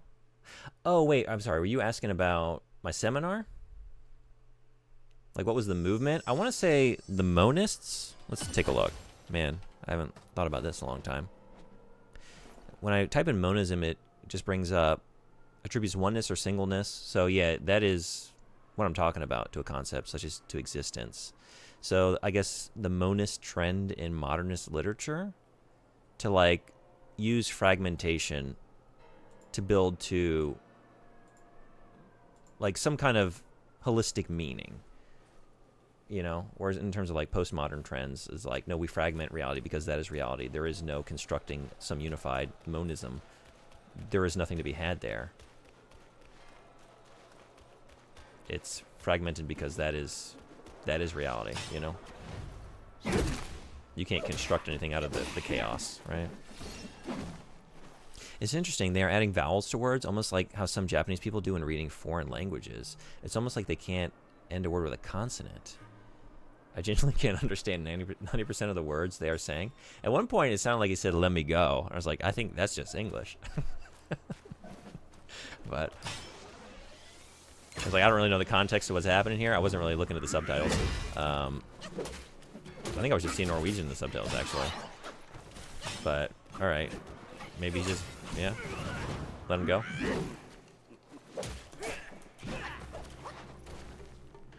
The fit go crazy. She writes about the death of her child in the Blue album. Okay, Your Magical Thinking was about John, her husband. Okay, that's what I remembered. It's like maybe she talked about that as well. I couldn't remember. Yeah, maybe it was something you needed to read at the time. I felt her books really helped the way I looked at grief. Yeah. I like the C.S. Lewis one because it talks about some of the things that were really bothering me, like losing a friend. He talks about like the desire to like deify those who have passed, and it's like you want to remember people in their best light, but like I might be mixing up some images, but he talks about like almost like, oh no, are you gonna come back with a full health bar? I bet you are. I bet that's what's going on. I don't even want to lock on. I'm dreading the moment where, yep, there it is. That sucks. We're doing it again. All right. Can't wander. Can't wander too far. Like descending snowfall building up and like obscuring the person that actually existed by all of these like platitudes and like misremembrances and like covering up of the faults of the person, like the things that made them human. Like, no, she wasn't a perfect person. Like, to turn her into this deity where we only remember these certain aspects of her is to lose sight of the person who existed. And I saw that happening, you know, in real time. It was like a first experience of like I'd lost family members, but like to lose a peer, like someone my own age, you know, suddenly like that.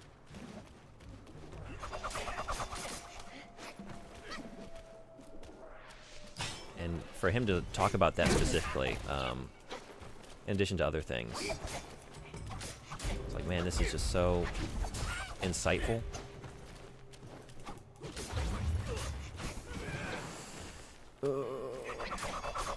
Oh my god, you are just wrecking me.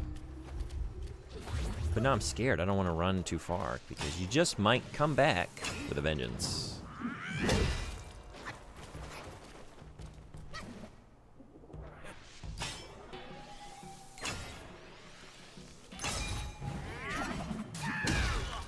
Okay.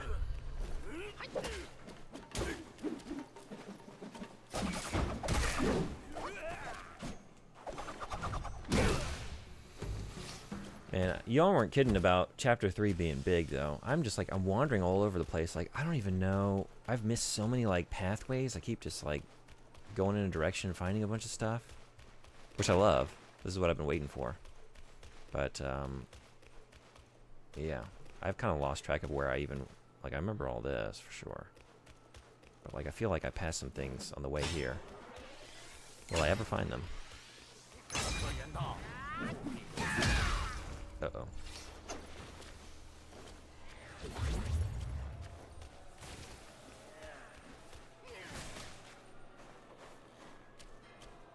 I should probably go back to reread, but those books were heavy. Yeah. Yeah, heavy subject matter, for sure. And it's weird because English language that lets words end with consonants, yeah. Like with Japanese, there's an obvious reason why it's, you know... It's because they have their syllabary, right? That they don't end with a consonant sound. So everything's just getting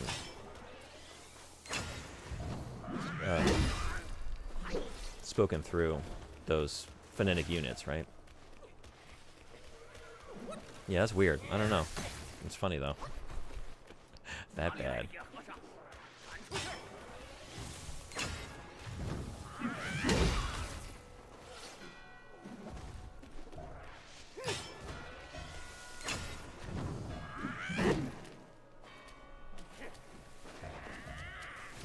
Oh, I should be looking at that. This is the dude who speaks Japanese. Yeah, the dude was on another planet writing that shit. C.S. Lewis? Was he in another planet? Is Narnia? Narnia's on Earth. Right? Where is Narnia? I know how you get to Narnia. You're going through the wardrobe. But then also, there are other ways there. Sometimes you're... How does their snotty little cousin get to Narnia? Isn't he, like, on a ship or something? Or he's looking at the... He's looking at a painting of a ship? That's the Dawn Treader, right? What is his name? Eugene or Eustace or something like that? That goes to Narnia? Doesn't he just get sucked in through a painting? Is that right? I can't remember. You also miss a ton of bosses and treasure. Sounds about right. Honestly, I might, I'm probably going to. I'm gonna have to, right? Play some of this off stream. But sometimes I don't really know when I'm heading into like heavy story stuff, but I might be playing some of this after work just to finish it in time. And maybe I'll stream some of that, but most likely I'll have to go back through here and really be thorough.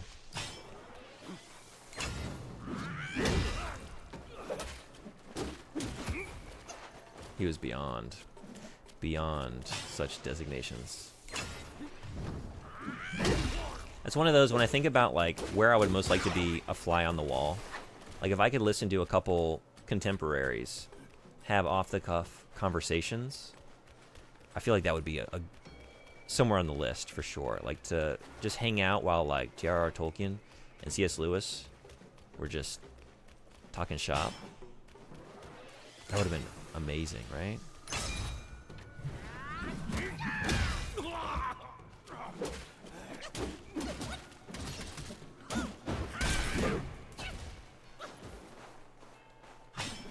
And Chapter 4 isn't any smaller. It might actually be bigger. Ooh, man. And I'm over here talking about playing Astrobot. And I'm gonna. And I'm gonna be kicking myself for giving those precious hours away. But I won't be kicking myself because I'm gonna love every second of it, I'm sure. But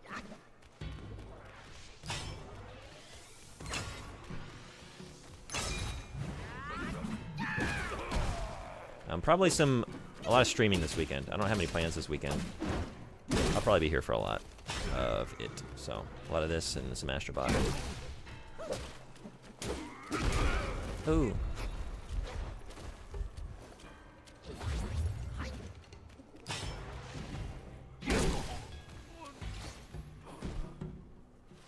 Narnia is Narnia. Yeah, but I just mean like spoilers for the final book. Like they're connected, they go between the planes, and then in the final book, I'm trying to remember. Oh man, because I'm trying to conjure up stuff that I've not read in so long. Like the kids that come into Narnia in that last book, the last battle. Spoilers here. Here we go. They die, right? Like, doesn't Aslan, like, show them there was, like, a train accident or something like that? They're, like, watching, there's, like, seeing the evidence of their own deaths. I'm trying to remember now.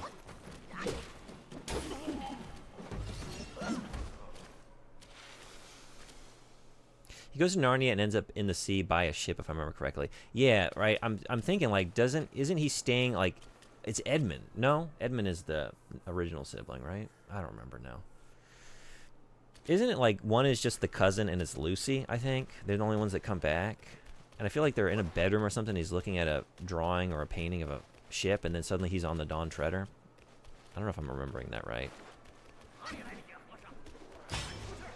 And you fuck around and find out. That's all I'm doing. I'm really fucking around. I don't know if I'm finding anything out. I mean, I'm finding out, but I'm coming back here in the exact same situation as last time, where I don't have any heals. And I'm about to come down here and probably get wrecked by everyone waiting for me. You would. You would.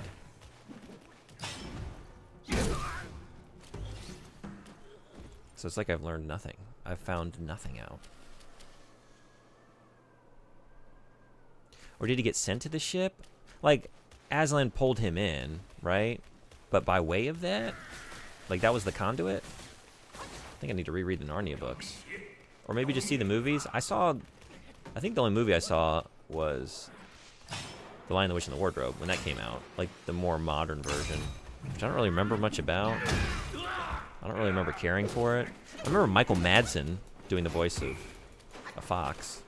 I remember liking that. That's about it. Oh, shit. Okay. Just gotta do it. I don't want to do this again.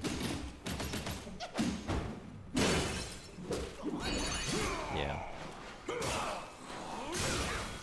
Use everything I got. Okay. And to what end? To come upstairs and maybe be killed by a different thing? Yeah. There you are. Shit. Is there another? I'll take the other set. Doesn't look like I'm going to. This is what they need. They just need to be putting these things up. Like, would it be out of place to see this out in the wilds? Yes, but it's better than just having nothing and just like me hitting an invisible barrier. Just put a bunch of these up. Or like cones, you know? Just put some cones up. As a resident of Japan, I won't think anything about it. There are cones everywhere.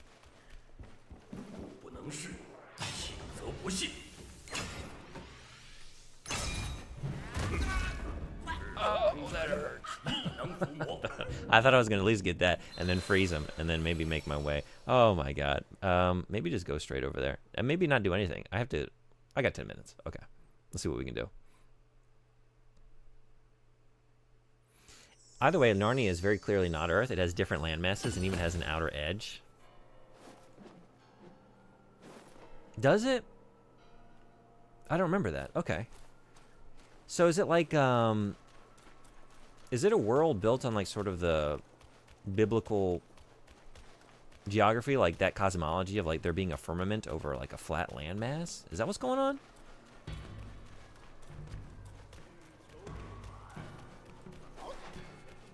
Which wouldn't surprise me, you know, C.S. Lewis being such like a, I mean, more so than anything else, he's a Christian theologian, like thinker and writer, way more than like the fantasy stuff.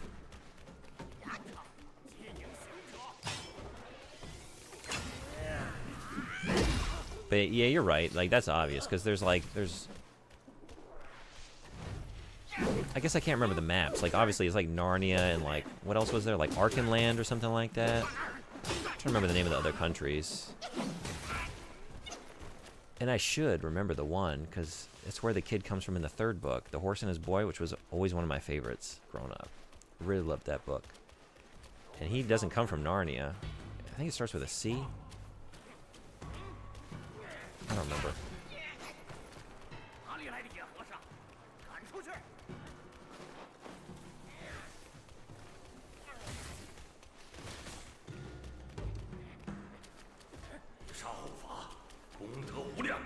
There you are.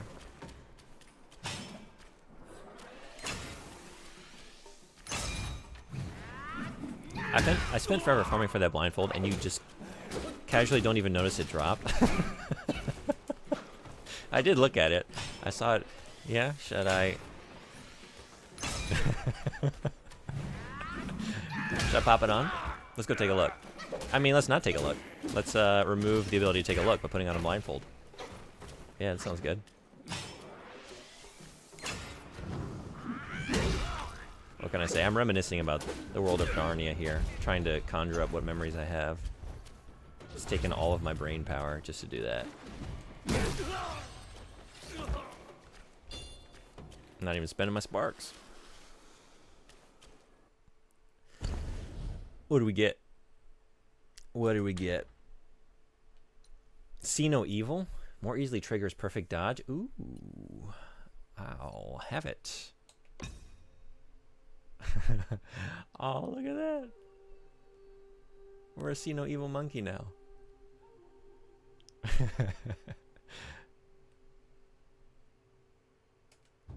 Who is everyone's favorite blindfolded character in media?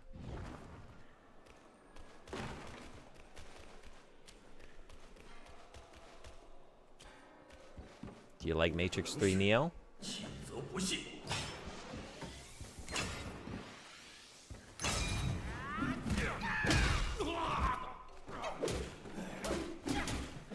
I was gonna continue that list, but Kenshi? I don't know. I don't really have that many top of mind. Like it's not even a planet. Yeah, just a realm. Okay. Oh, but it is... Okay, wait, like, is it just made of the detritus of, like, our world getting sucked into this other realm? Because there is, like, there's the lampposts and stuff. I'm trying to remember, like, the first book, The Magician's Nephew, when they go there for the first time, and, like, what the state of the world is then. But, like, everyone's, like, frozen in time. They're all, like, statues, I think. And you, like, awaken them by ringing a bell or something.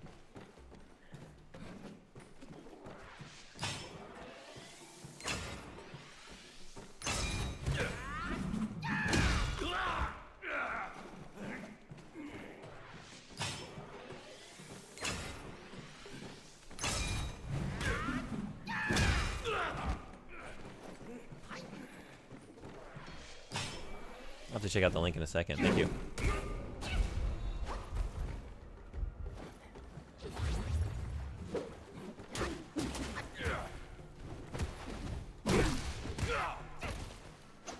Yeah, let's just do it.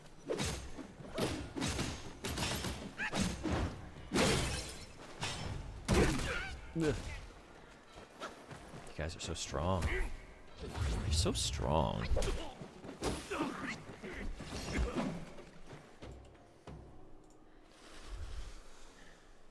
Controversy about the last battle. What do we got? Or is this what you pulled out?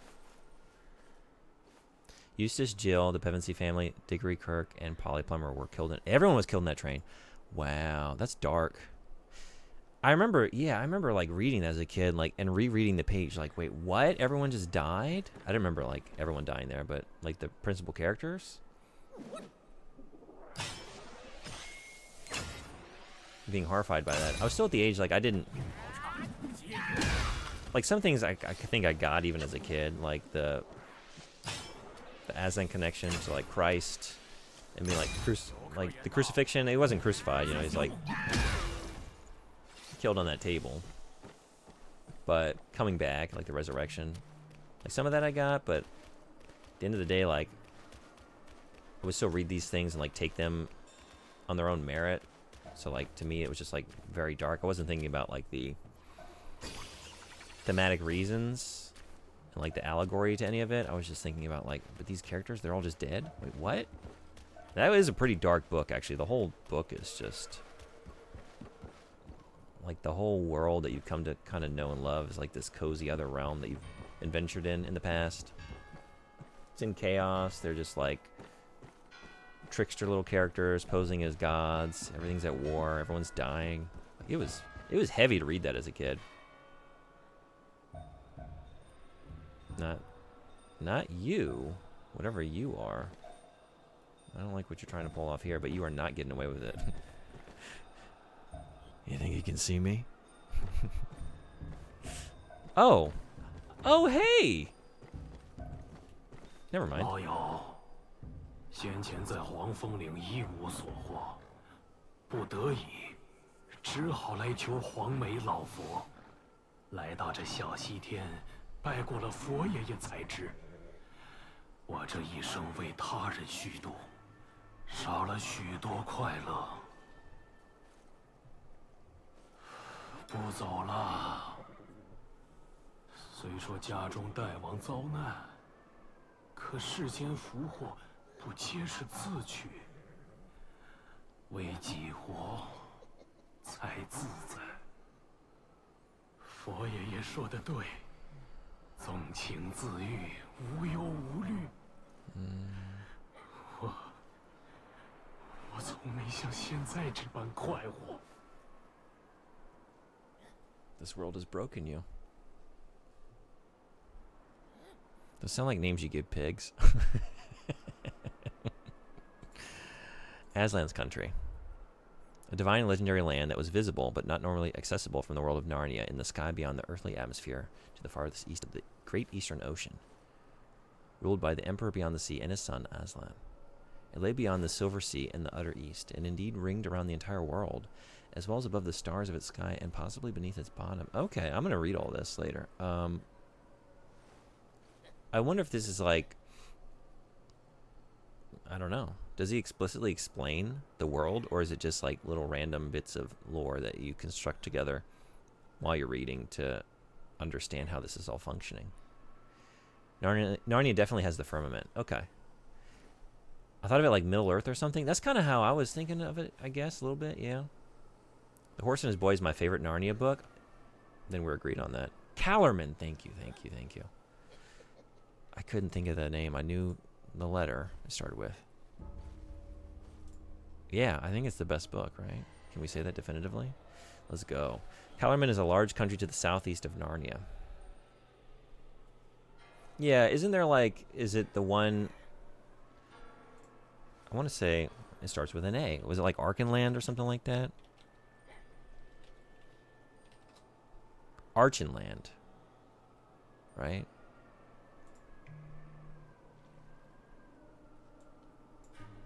I just want to get like a map of Narnia. But not just Narnia. Yeah, okay, right.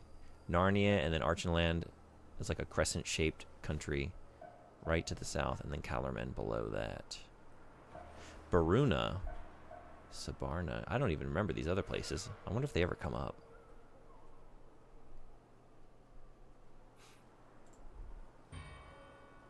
So much of the game is RNG drop, seeds, curios, equipment, etc. that it makes it hard to 100% the game.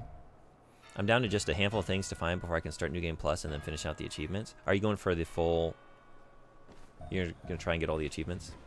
I almost said the platinum, but you're not playing on PlayStation.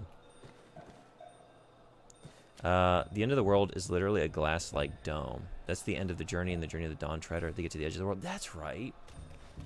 Yeah. I forgot about that. That is such an awesome scene too, right? Where they like get out and can't they like walk on the water because it's shallow? And they're just seeing like they've come to the end.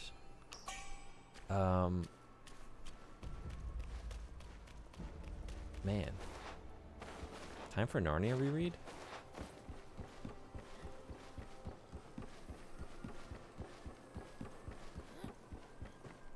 Were you done?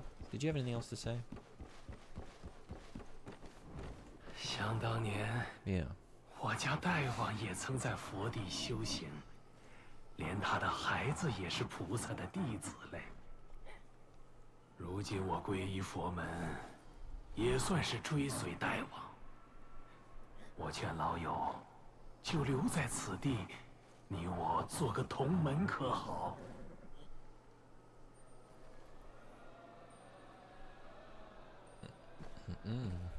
That's it. Okay. Yeah, it's not too far off now. The hard stuff was the Seas and Curios, and I just finished those right as the stream started. Nice. Congratulations. On finishing the game. I don't think I congratulated you. That's awesome, though. I don't think I'll be going for the... I don't know what it entails. I haven't looked. I don't see myself getting a platinum with this one.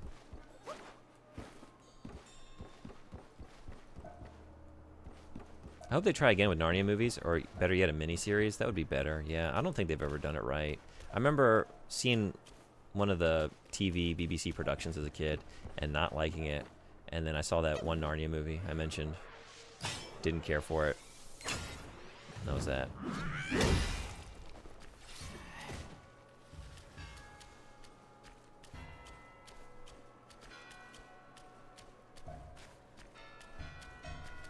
I don't know if I'm ready for all that.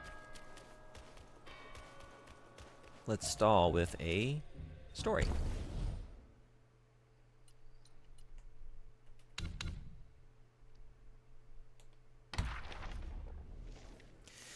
Ginsengling.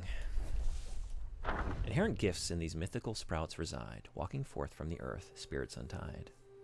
Roots serve as limbs, nourishing body and mind. Beware, excessive gathering brings hardships unkind. It was written in ancient records that consuming ginseng could bestow longevity, leading many to develop a fervent passion for devouring this precious tuber, especially aged ones. However, some scholars dismissed this notion, viewing ginseng as both a tonic and a poison. Its elevated status stemmed from its humanoid appearance, they said. Nonetheless, those who made their living by harvesting ginseng always found eager buyers. Deep within the valley, the younglings of ginseng shoots trembled with fear at the unmistakable sound of footsteps. It was the dreaded rhythm of the ginseng harvester's mountain shoes, crushing the thick layers of decaying leaves and rocky earth. And with every eerie resonance, the siblings of the ginseng plants vanished, disappearing one by one. Only the tiniest survivors managed to evade this grim fate, their diminutive size providing a fleeting reprieve. Yet even they bore the mark of fate, a crimson thread marking them, restraining them. Who knew when the harvesters would return to dig them up once they grew into their full potential? Time raced by, swift and unyielding, and on that day, the familiar footsteps resurfaced. With the years that had passed, it was likely the offspring of harvesters who were generations younger than those who came before. Then a quickened pace, a sense of anticipation. The crimson threads had surely been spotted, but oh, what ill fortune! As the ginseng harvester reached for the thread, it led him to a grim sight, the entwined remains of a skeleton. A curse gathered on the tip of his tongue, but before he could spit it out, the ground beneath him rumbled with the sound of scattered dirt. He turned his head. The shifting soil unleashed a monstrous creature, towering and menacing. Fear gripped the harvester, urging him to flee, his frantic screams piercing the air, shouting of man-devouring ways.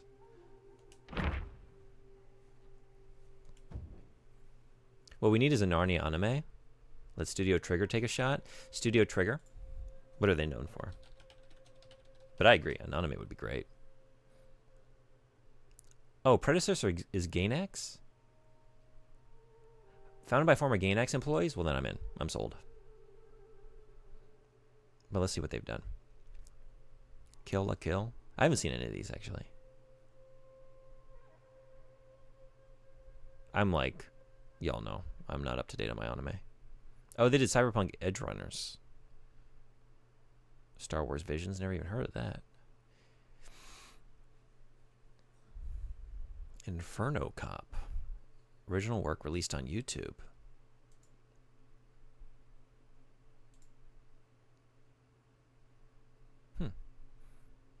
Someday, maybe I'll get to some of these.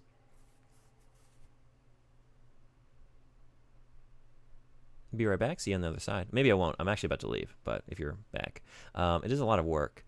You can only get seeds from harvesting plants, and the real-world timer naturally limits how much you can farm. Yeah, right. Good point. Hey, Object Power, what's going on? Welcome. Dang, dude, you're looking badass. I'm telling you.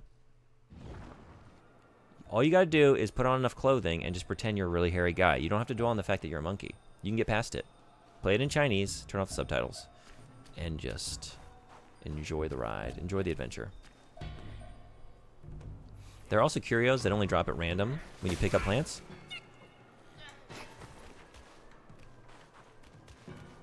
I need to get out of here. I need to find a safe spot. I guess just... Well... I guess we'll pick it up here. Because I gotta go. As well as equipment that drop at random from certain enemy types. Yeah, I guess I got lucky with that blindfold. Studio Trigger are known for things vastly different from Narnia. It would be the craziest Narnia adaptation possible. Why not, right? We've done it by the book. A little, right? I guess. I don't really know how... I haven't seen most of them. How accurate they were. But I'm in for that. Why not? Since you need to get every seed, curio, equipment, spirit, etc. for a bunch of individual achievements and trophies, it's a slog. Yeah, I don't see myself doing that. There were days when I used to do that more regularly. I don't even know the last platinum I got. I think it's been a little while. Might have been Cyberpunk. They're doing Delicious and Dungeons, so they are definitely capable of less insane projects. I don't know that one. Should I check it out? They're a great studio. Kill la Kill. I've heard good things about that. And Edge Runner. I like what I saw of that. Alone are amazing. I didn't finish Edge Runner. I need to. Delicious and Dungeon being the second best anime in the last year. Just pause if pausing is a thing. It is. Yeah. Is this why it's not Souls-like? I need to quit. We gotta go.